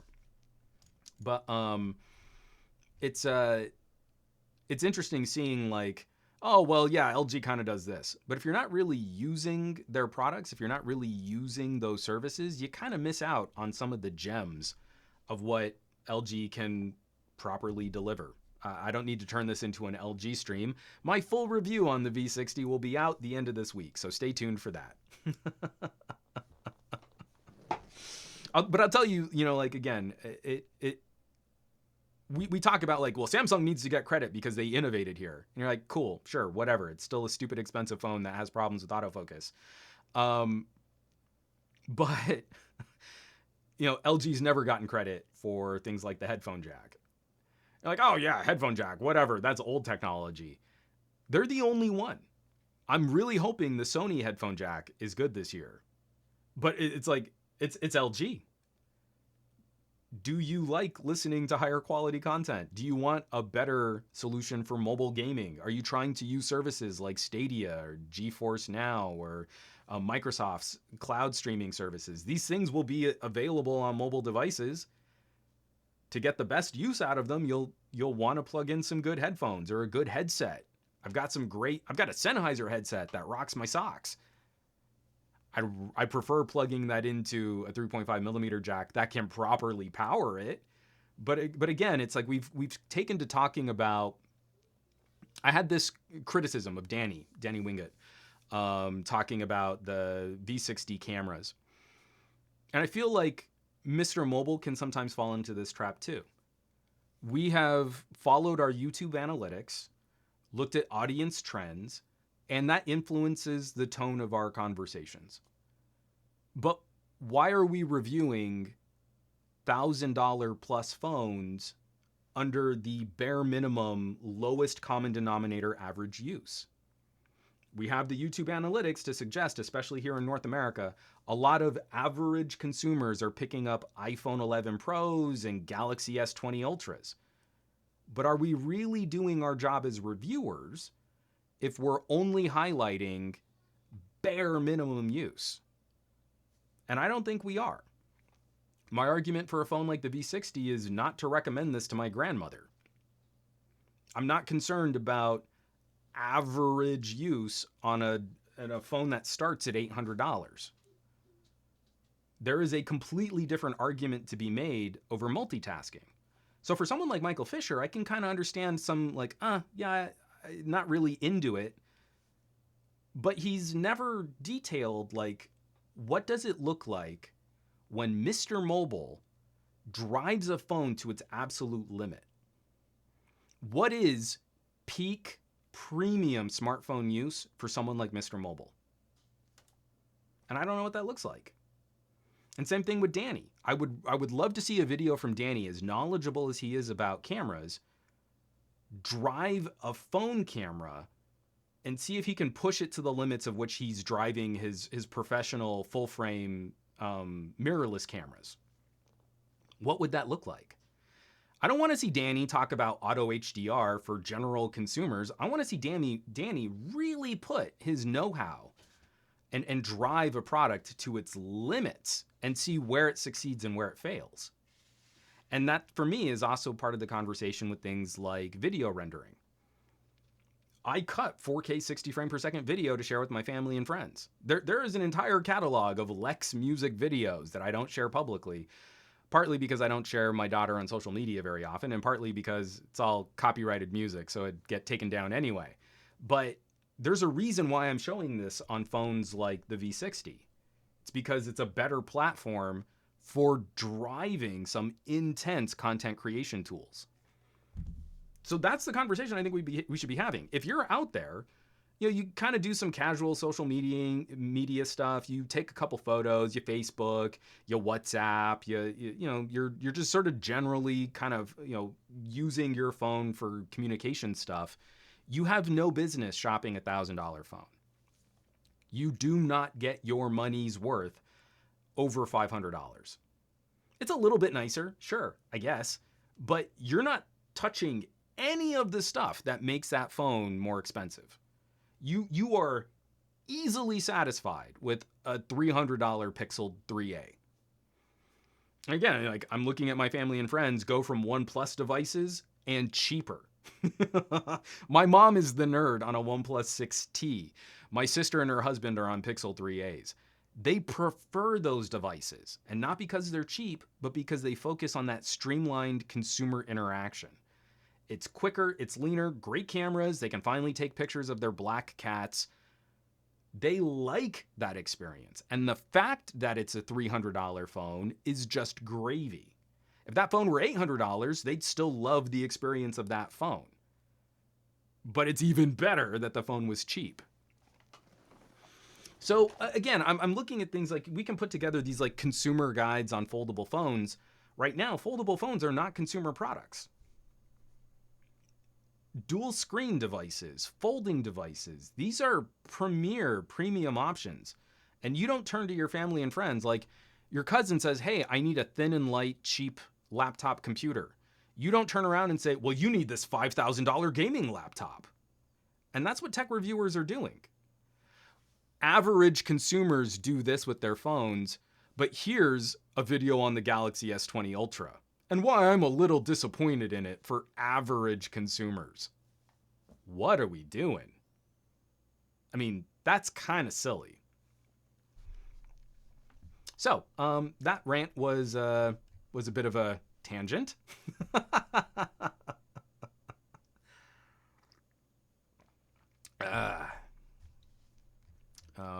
I know I saw a lot of comments and stuff in here. Sentinel909, fun fact, I was torn between a V20 and a OnePlus 5T. Picked up the V20 hoping it will urge me to do more video editing, etc. But it never happened. So I switched to OnePlus and never looked back. I love the V20. I'm just not the user for it, and that's fine. This is why I think taking away features such as the headphone jack is the greatest sin, as it forces negative selection. And the cool thing is, like, if you were to get a V20 today, it would make an awesome little media player. You can get it real cheap, plug in some good headphones, be good times. At DTNL, we need But I Digress merch. We do. I'm so bad at coming up with new merch. But I Digress should absolutely be one of the main merch. I just should put it on a coffee mug. I need to get over myself and sell some more merch. All right. Let me get this out of the way here. And there. Okay. This podcast is already going long, so I'm just gonna have to get over that. I have a story here. Again, talking about how like we talk about certain manufacturers, and I feel like Samsung's graded on a curve because the Samsung brand is super popular. Huge user base, lots of people watching those videos, so they get special consideration for things that are deal breakers from other manufacturers. This has become a very interesting conversation in the realm of Galaxy owners. And it's one that we don't seem to have any issues with here in North America or in South Korea, and that's the different chipsets between the various Samsung devices. So Samsung makes their own processors, and those processors are typically the international standard for Galaxy devices. And because of their relationship with Qualcomm and the radio tech and the management and the chip fabrication, they use Qualcomm processors here in the United States. For the Galaxy S20, it was an embarrassing decision for Samsung's Exynos team to see that the South Korean flavor of the Galaxy S20 was going to use Qualcomm's processor. It's that national pride situation. Samsung makes a chip. Oh, but we're going to go with the Qualcomm chip for South Korea. So this is a story, this is just an editorial from Sam Mobile talking about Samsung's response to this. Let me scroll down. This is the actual reply from Samsung. See if you can detect any marketing or PR speak here. The Galaxy S20 is a smartphone that's been reimagined to change the way you experience the world. And depending on the region, the Galaxy S20 will ship with the Exynos 990 or the Snapdragon 865. Both the Exynos and Snapdragon processors go through the same strict and rigorous real-life testing scenarios in order to deliver a consistent and optimal performance over the entire lifecycle of the smartphone. I added that last little chuckle bit. There is no chuckling in the PR, the press response. Matt Tyler, hashtag some marketing voice guy. It's an embarrassing situation. I would say since the Snapdragon 835, what were you saying, like Galaxy S8, the Exynos has been slipping behind what Qualcomm has been doing. Qualcomm wrecked the smartphone industry with the Snapdragon 810. That chip from Qualcomm destroyed Motorola, HTC, LG, the Nexus, and various other manufacturers that relied on Qualcomm to deliver a good chip. In the United States, that's the only year I can remember where we got a proper Exynos. I think the last time, someone correct me, I want to say the last time Samsung did their own chip in the United States, it was it one of the Bird variants? Was it Hummingbird? It was like the dual core Hummingbird. I can't remember. So Samsung was able to weather that far better. But since then, the 820 was a lot more competitive, but I would say the Exynos still had, it was like a good fight between the Exynos and the 820. And then from the 835 on, it's been Qualcomm's game. Most recently, when we compare real world performance between the Galaxy S20 international flavor and the Galaxy S20 United States flavor, there are significant performance deficits, especially for the graphics, the GPU, on the Exynos, the international version of the phone. And that's upsetting.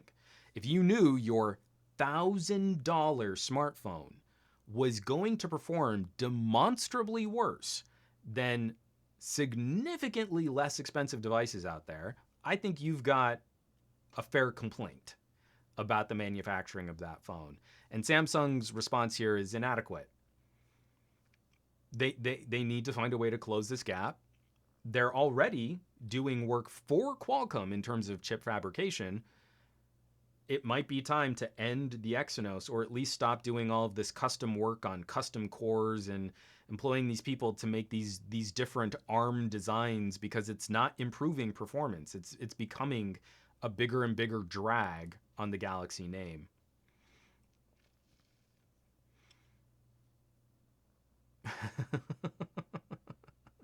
DTNL, someone get this man into an infomercial. My infomercial reads are actually pretty weak. I used to direct infomercial sessions, and the people who do infomercials well are really good at what they do. Mr. Pulp Fiction, the Samsung statement is a lie. Bad standby power consumption and low frame rates and getting hot on long gaming sessions. Again, it's not hard to very easily demonstrate where the Exynos 990 is deficient to the Snapdragon. But again, we're going to talk about the Galaxy S20 as if it's a foregone conclusion. Very rarely will you find a review of a Galaxy where it's a direct, I don't think you should buy this product. It's always going to be couched in some kind of tacit buy recommendation. And that's largely because the audience who's already bought the phone wants to hear that they did right by buying the phone. They don't want to hear a fair assessment of pros and cons. And I think Samsung has done a very good job of building relationships with the reviewer base who are going to fall in line with that kind of color commentary. Very much like Apple. I feel like Samsung has been cribbing Apple's media notes for a long time now. Samsung's game is, let's make a fun of Apple for doing something today, and then in 2 years, we'll copy what they did so that we can also make more money like Apple has. And that's the game. That's the media game. That's the features game. Removable batteries, headphone jacks, bullying Apple owners with terrible commercials that all punch down. That's Samsung's playbook right there. And then you also make sure that you're fielding those relationships with reviewers in a way where, they'll be critical, but they'll never outright negatively review a product unless there's like a catastrophic failure, like a Note 7 or a Galaxy Fold Generation 1. But now go and see, like a bunch of people are, I'm kind of coming around on the Galaxy Fold. This is a pretty interesting example of evolution, and where the tech could go would be really exciting. It's not a real phone. Stop pretending it's a real phone. It's a vanity piece put out by a corporation. It's not real. No consumer would really use this phone, but we're really worried about what to tell average consumers when we review products.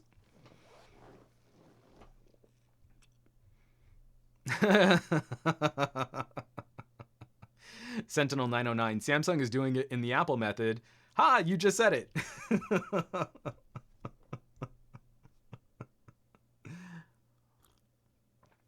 I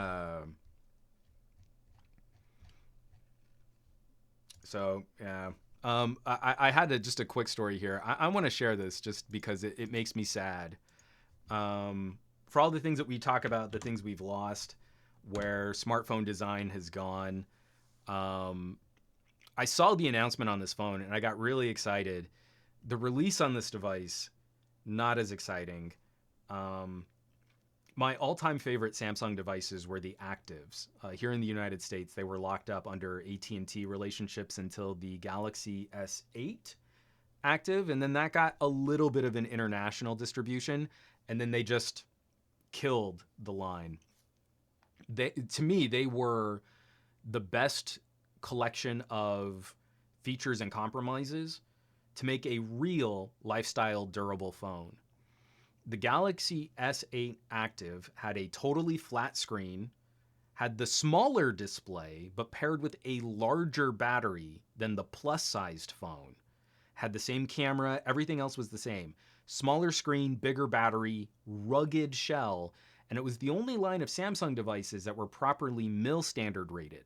So Galaxies are not mil-spec rated like LGs are. This is rated 810G. It should be more survivable when it encounters damage. Samsung doesn't do that to their mainline phones. So we got this word, X-Cover Field Pro. And this looks like a beautiful return to the Rugby. I don't know if you all remember the Rugby, but they had this lock switch on the rear casing to better protect the phone so that you could peel off the back and swap the battery. But then you would click this crazy case back in place and then lock using this little lock mechanism at the bottom. I still have a Rugby on my bookshelf. The Galaxy, the Rugbies were awesome little phones, stupid rugged. I was at a PR event with a local. It was before AT&T killed all of their local marketing. And one of the PR reps, I love her to death. She was crazy. She got a little tipsy, and we had a couple of Rugbies, and she was like, Juan, give me a Rugby. And I'm like, okay, cool, here you go. And she takes it, and she's like, look, it's a Frisbee. And she whips it across the bar. And it just flings, smashes into a wall, clatters on the ground, picks it up, totally fine. And then she takes it, without looking at it, and she just drops it in a pitcher of beer. What she hadn't bothered to look at was by whipping it across the bar so hard, it had popped open some of the back plate on the phone, and beer was basically just under the battery. So we take it out and we're like, holy crap, there's beer in the phone. We peel it open, we shake the battery out. 2 days later, that phone was running perfectly fine. That phone still works today. The Rugbies were incredible. Awesome little devices. And I miss the Actives for that same reason. So sorry, little trip down memory lane. Samsung's rugged X-Cover Field Pro is now on sale in the United States for $1,100. I'm going to say that again. $1,100. For $1,100, let me see if I can find where you get a 5.1-inch Quad HD Plus display. I'm doing good there. An Exynos 9810 with 4 gigabytes of RAM, 64 gigabytes of storage, and a removable 4,500 milliamp hour battery. It also has a single 12 megapixel rear camera, dual aperture lens, and an 8 megapixel selfie camera. Someone remind me, was it the 9810? Is that Galaxy S9 territory or is that Galaxy S10? I honestly can't remember. I wanted to say the S10 was a 9820, but now I really just don't remember. So, $1,100. I am a little bit concerned about that pricing. I desperately want to play with this phone. This phone is only for corporate, like construction grade use. The Galaxy Actives were awesome because they were these ruggedized phones, but they could also be good lifestyle devices too. You know, I would recommend Actives to all of my family with kids. Don't get the fragile Galaxy. If you're on AT&T, get the Active. And I would show them. I just take my phone, I run it under a sink, and I wash it off, and it's totally fine. Your kids are sticky and gross, and that's how you clean off a device. They're going to drop the phones and kick the phones around. You might as well have a phone that's ruggedly built from the very beginning. At $1,100, I can't say the same thing. $36 or $36.84. So let's round up. $37 a month for 30 months. You would own a Galaxy S9 tier device for 2.5 years, paying almost $40 a month. That's crazy. The Galaxy S8 Active, I think, was an $800 phone. I genuinely just do not understand how we're getting to this place where not even last year's technology, potentially 2-year-old technology, is getting lumped in and bundled at a price tag. And people are complaining about the LG V60. I'm frustrated because I miss removable batteries and I miss having more rugged phone options. And this ain't it, guys. This isn't what I can recommend. I'm very disappointed. Baseball Super, if you took a Galaxy S10e and you put it in a giant brick case, you would have a better solution here. Heck yes, you would. From Baseball Super, the $1,100, the body of the phone should be gold plated. No, I don't want it to be gold plated. I want it to be more. Okay, sorry.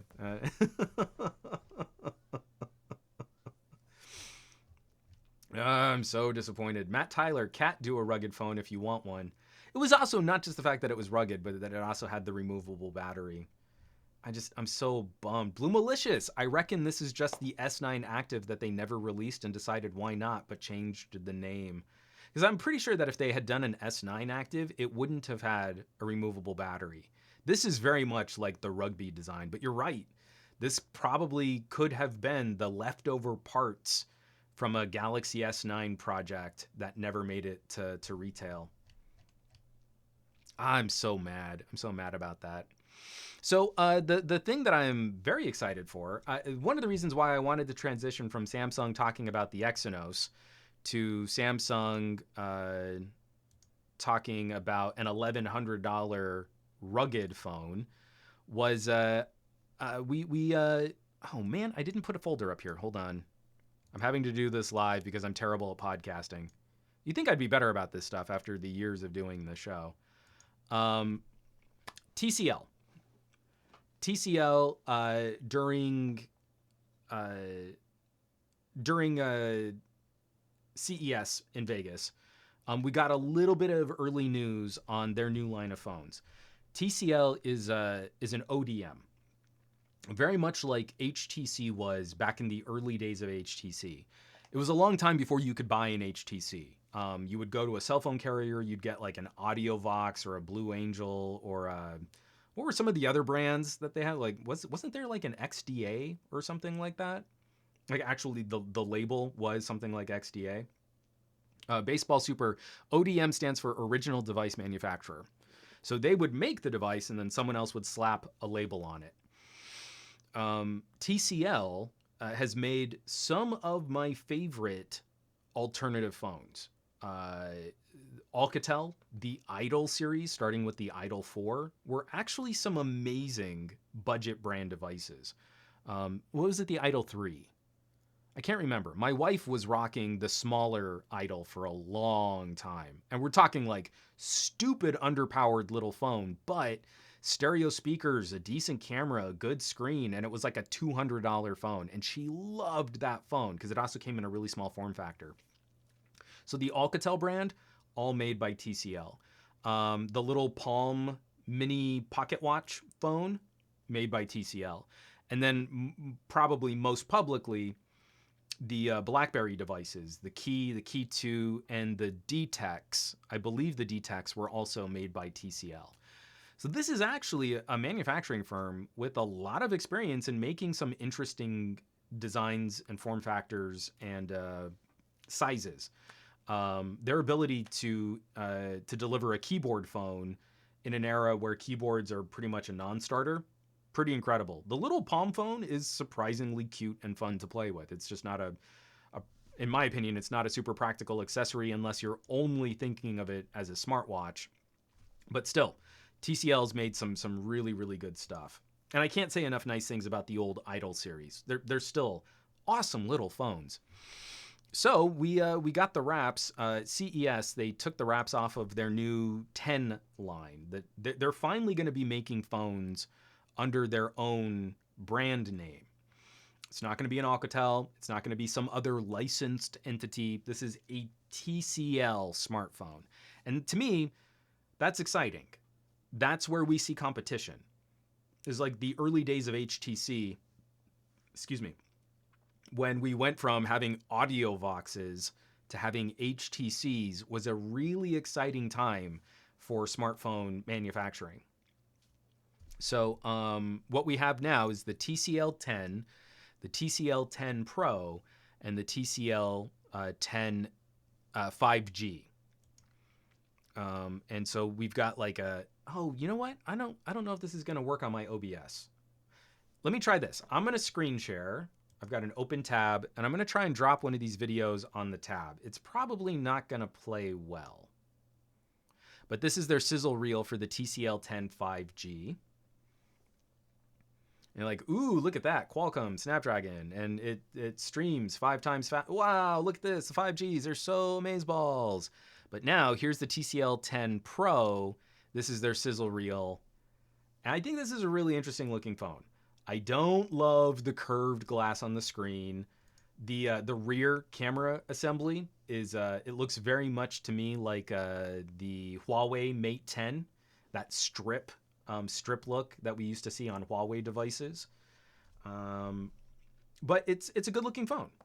And we know that there's going to be sort of like a decent mid-spec consumer model and then a 5G version. Seeing colors and stuff, that's fun. So I want to pull up the fact sheet for the TCL 10 Pro, because we finally have the 10 Pro fact sheet. I'm just going to read this off here. And let's see. 6.47 inch curved AMOLED. It's going to be a 1080p resolution, full HD plus, 19.5 by 9 aspect ratio. The cameras are 64 megapixel main sensor, 16 megapixel ultra wide with a 5 megapixel and 2 megapixel contrast detection and ultra low light sensors. So I'll be curious to see how those work. Up to 10x hybrid digital zoom. If Samsung can call their stuff hybrid zoom, then I feel fine letting TCL call theirs hybrid zoom. It's going to have 6 gigabytes of RAM, 128 gigabytes of storage, UFS 2.1, with micro SD card expansion. All of the connectivity options through 4G. I'm not seeing anything funky there. Audio chipset, they've got the chipset stuff, but it is going to come with a 3.5 millimeter audio jack, which is awesome, and a 4,500 milliamp hour battery, charging over USB-C. It looks like it's going to be a USB 2.0 standard. So it doesn't look like it's going to be a full USB 3 USB jack. And all of this is going to be powered by a Snapdragon 675. I am super positive on this device. I am really excited about a lower cost, high-end featured smartphone. And this is exactly in that ballpark. The Snapdragon 600 series and the Snapdragon 700 series are baller little chipsets. So yeah, this phone is totally going to lose to my V60 for things like video rendering and sort of the high-end graphics intense gaming. And it's probably going to be arriving at half the cost.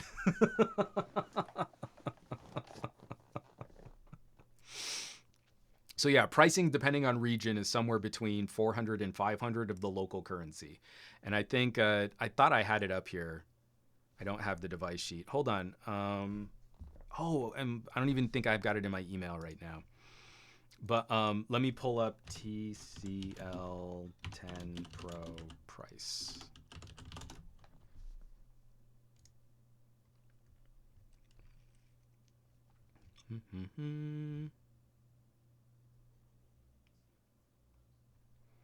Okay, TCL 10 Pro, Snapdragon 675, multiple camera array, full HD display, really pretty aesthetics, looking really cool, $449. It's launching with a slightly more powerful chipset for $50 more than the Pixel 3a launched last year. That is exactly the right territory to be in.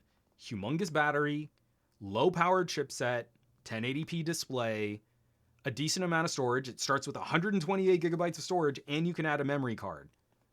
$450.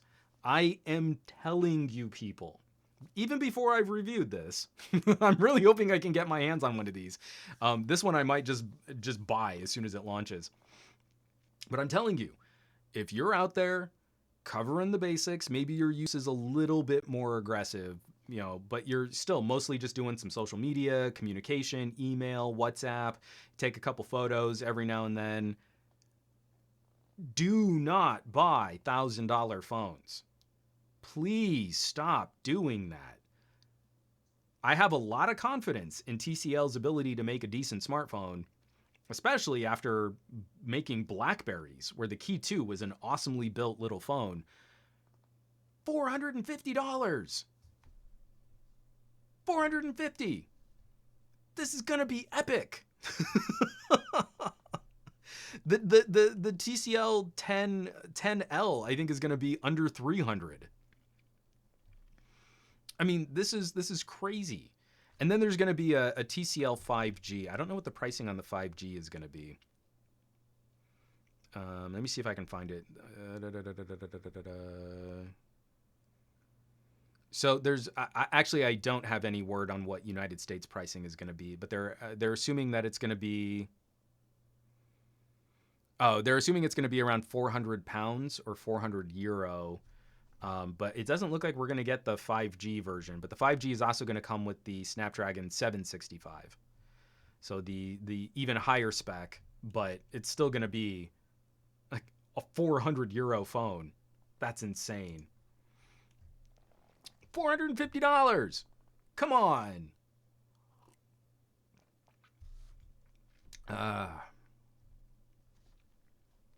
Just I mean, like, to let you know, when I did my Pixel 3a review, my Pixel 3a could render 30 frame per second 4K video slightly faster than my MateBook Windows 10 laptop could. and it had a headphone jack. I'm not expecting that the TCL is going to have an audiophile grade headphone jack. It's still way more convenient, so much more convenient than not having a headphone jack. I'm just this is what gets me really lit up. Like OnePlus, I'm gonna be excited to spend some time with the premium OnePlus. Little concerned about OnePlus also playing the $1,000 price tag game.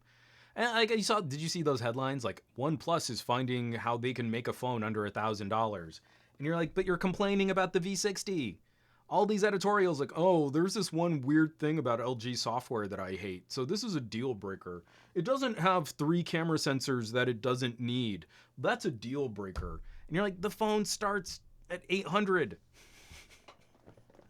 There's a reason why this phone starts at $800. This is the type of competition that we have been sorely lacking here in the United States. We don't get Xiaomi. We don't get the other Oppo sub brands, BBK sub brands. I love pointing to like Moto G series. Like if we're in that sub $400 territory, a Moto G series, the Xperia 10 last year was a pretty good option also. But we need better carrier partnerships. We need better distribution. We need better visibility. TCL's been kind of cracking through the United States market on televisions. They're fleshing out their distribution network. They've been working with players like BlackBerry to get phones out there. $450. That's exactly what I hope to see. And every piece of it looks exactly like what I would want for a $450 phone. Big battery, good storage, expandable storage, the same cameras that we're already using on much more premium devices. I'm good.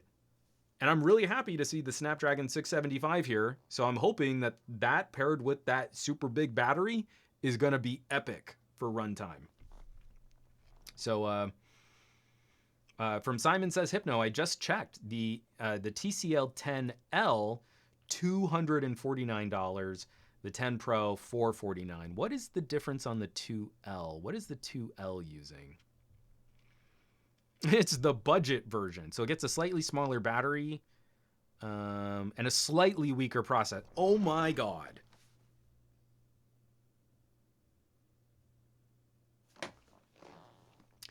The TCL 10L is going to use the Snapdragon 665. That's the same chipset that's in a Pixel 3a.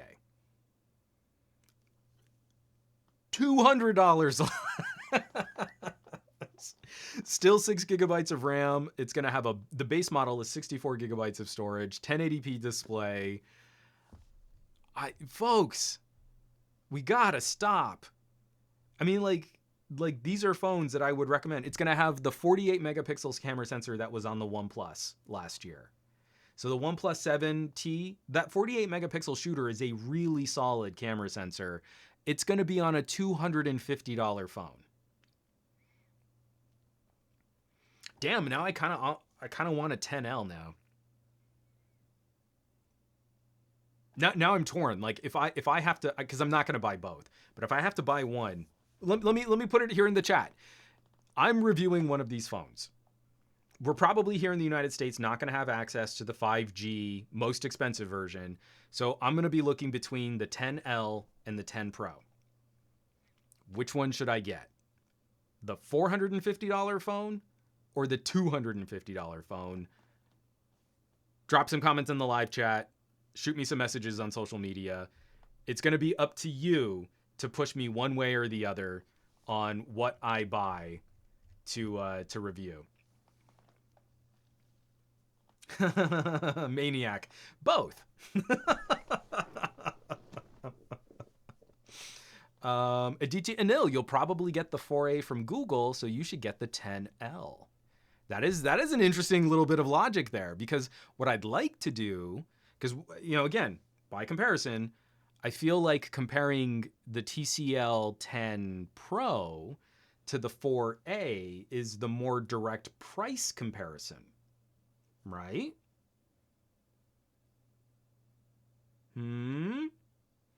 Okay, you all keep saying both. I'm not going to buy both. I'm not. It's not going to happen. We have to. It's Sophie's choice. We got to pick one. So Heiki, no, I'm not going to get both. If I okay, let me just say it this way. If I somehow end up with both, I'll give one away. All right? So at least for that. But I'm not going to buy $700 worth of TCL phones.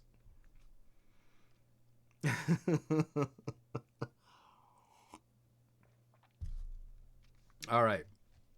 So we should probably start wrapping up this podcast.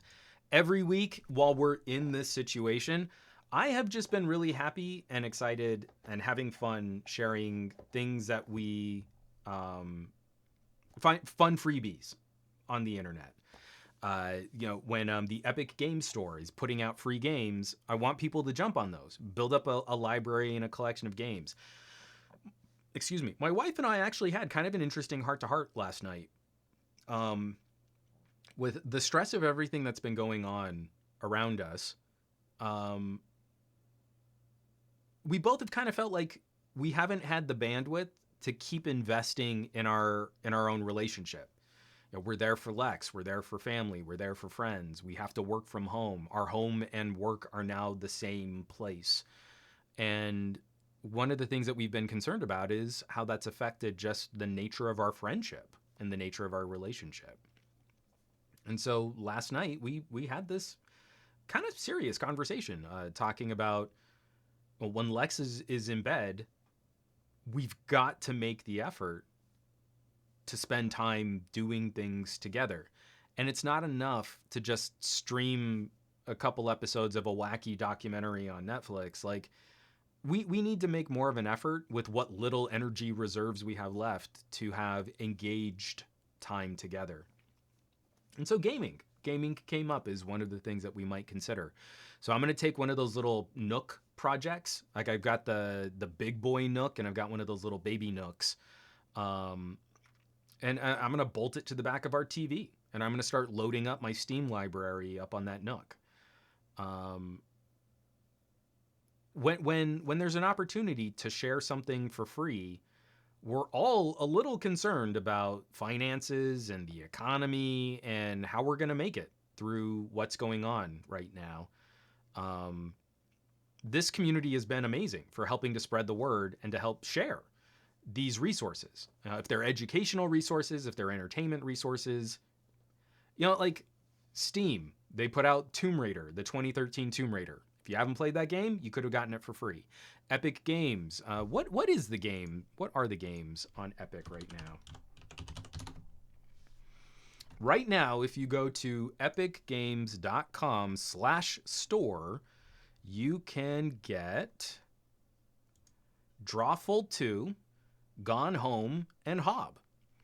Hob is actually a really interesting fantasy game from the people who did Torchlight. If you haven't played Torchlight, you should definitely play Torchlight. I love Torchlight. It's like Diablo 2 and Torchlight 2. They're right there. I freaking love those looter dungeon crawler adventure fantasy games. And that's the same developers who did Hob. I haven't played through as much of Hob, but Hob is a really interesting game, and now you can get it for free. So go get it for free. I know, it's a pain to install the Epic Game Store launcher. Just do it. Free games! Why would you not build a library of free games? The other freebies I wanted to talk about this week, though, again, more entertainment stuff and more video and streaming stuff. First of all, HBO. Go jump on HBO. It was HBO Now. The front end of HBO Now, you don't need to sign up for anything. You don't even need to create an account. You can just stream most of HBO's library. Like, I caught up on Silicon Valley. I'm watching Ballers right now just because I like The Rock. I think he's a pretty cool dude. All free. You just have to sit through like a little HBO roll at the beginning of every episode, reminding you that you're using HBO Now. But you can stream all that stuff for free. Likewise, Sci-Fi just took the wraps off of Battlestar Galactica. The entire series and the movies that Sci-Fi produced for Battlestar Galactica, you can catch all of that. It's a great show until the very end of the series, where I feel like the ending kind of dropped the ball. Still totally worth watching. Love Battlestar Galactica. And I brought this up in the schooling at home video that I did for Newegg. There are some really talented creators out there that are trying to find new ways of reaching audiences and supplying content. So author Mo Willems, he does these awesome little kids books, Elephant and Piggy, and Don't Let the Duck Drive the Bus. Some really witty stuff. He did 2 weeks through the Kennedy Center doing art lessons for kids. That's amazing. So go get that archive 2 weeks of content. Last week we spent a lot of time talking about Ann Reardon. She's making amazing cooking videos on the internet. And in talking about Ann Reardon, it also brought up some of our other favorite food celebrity chefs. And my all-time favorite commentator on cooking is Alton Brown. Alton Brown is like Mr. Wizard for food. Because it's not just, let me kind of tell you how the recipe comes together. He's explaining like the physics and the chemistry of how different agents react to each other to make the food that you eat. Alton Brown is doing a mini series of Good Eats style segments called Pantry Raid, which is a really silly kind of tongue-in-cheek way to, raiding your pantry. But it also sounds a little dirty because if you say it too fast, it sounds like you're saying panty raid. But Pantry Raid, where the whole idea is you might have something in the back of your pantry that you weren't really going to use for a recipe. So with these ingredients that you might have just lying around, let's make something fun. And his first episode is onion dip. That's awesome. You just want to make your own onion dip. If you have some onions lying, I've got a bag of onions just like that. I don't use them I typically do not finish a bag of onions. Unfortunately, they will sprout before I can ever finish a bag of onions. Simon says, Hypno, did I mishear? Pantry Raid? But creative, smart, engaged content, free. Go catch it. So our freebies this week, Epic Games Store, high recommend go get Hob. First of all, go play Torchlight 2. But in the meantime, you can get Hob for free. Go grab it. Battlestar Galactica on Sci-Fi, HBO Now, almost the entire catalog of HBO Now, and Alton Brown doing a new show of little cooking food produced segments, Pantry Raid. Awesome stuff. I absolutely love seeing the creativity and the generosity of creators right now putting together amazing stuff for us to help get through what we're all going through together. Spread the word. Go share this. This is the kind of stuff that your family and friends will probably not know about, but they'd totally be into. And especially coming from tech commentary. Like every time I talk about food and cooking stuff, people are like, oh yeah, I love the Food Network. Or, oh man, Alton Brown's so great. And then I'll say, have you seen Ann Reardon? And they're like, who? They're like, oh no, you've been missing out. Get so many people excited and engaged and interested in joining other kinds of conversations. And that's where we as an audience, as a tech community, can be a really great benefit. We can be a good help. We can be good tech neighbors to our family and friends. So, LFA, it's time for a Cooking with LFA segment. Heck yeah, it is. LFA and I have had numerous conversations that, especially during the podcast, where I get silly hungry because, I'm getting to the end of a 2.5 hour show and I'm only on 2 cups of coffee and a half a mug of water. So I'm real hungry right now. Now would be the right time to start putting like suggestible ideas into my brain about eating poorly. But I am not going to end this social distancing experiment rounder than I went into it. As soon as I'm done with this, it's what is today? Today is 20 push-ups every hour with 25-pound weight, 10 reps for curls.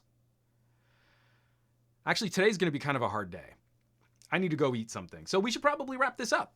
Oh, and Fat Produce. Are there any book recommendations out there for everyone to read? What did I just caught it on archive. Was it The Yellow Wallpaper? Hold on.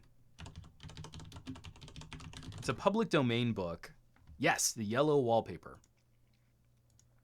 Short story, kind of eerie. It's a very creepy story about a woman who's trying to deal with some type of malady, and she's seeing things in the wallpaper of the room that she's sort of stuck in.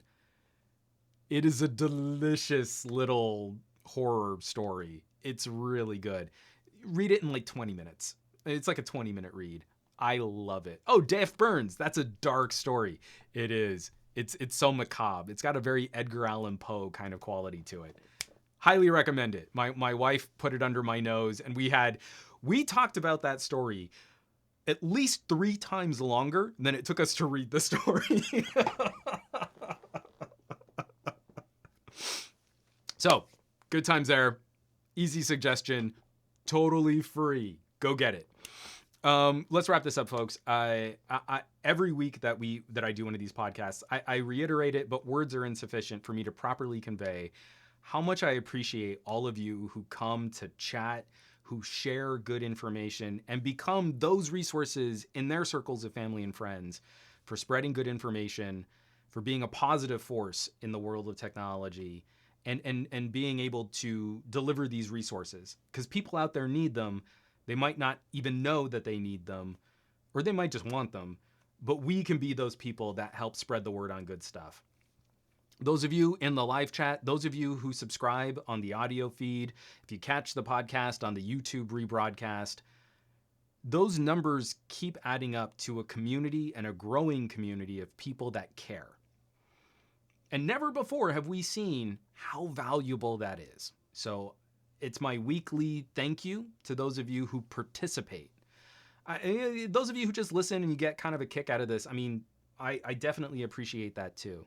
But more than ever before, active participation matters. And we can be those resources, and we can be those helpers out there in our communities too. So it never feels like enough to say thank you, but just to know when I see you in the live chat and I see you out on Twitter and Facebook and on social media and you're spreading the word on good stuff, it means the world to me. I would not have come to my current lifestyle, my current career track, if it weren't from the help of other people and trying to help be that resource for others. It's really the replenishing part of my job. You know, every week I feel like I get refilled when we get to sit down and have these kinds of conversations. So folks, thank you so much for tuning in. Thank you so much for joining the conversation, for sharing these conversations. Folks, I want you to have an amazing week with your technology. We're all embracing our technology like never before. We're leaning on it harder than ever before. So I need you all out there to be awesome with your technology, to do awesome with your technology. And I'll catch you back here next week for another Monday morning tech chat show on the SGGQA podcast channel. Be safe. Take care. Keep your heads down. Wash your hands. No unnecessary risks. I want to see all of you back here next week, and I'll catch you back. I love you all.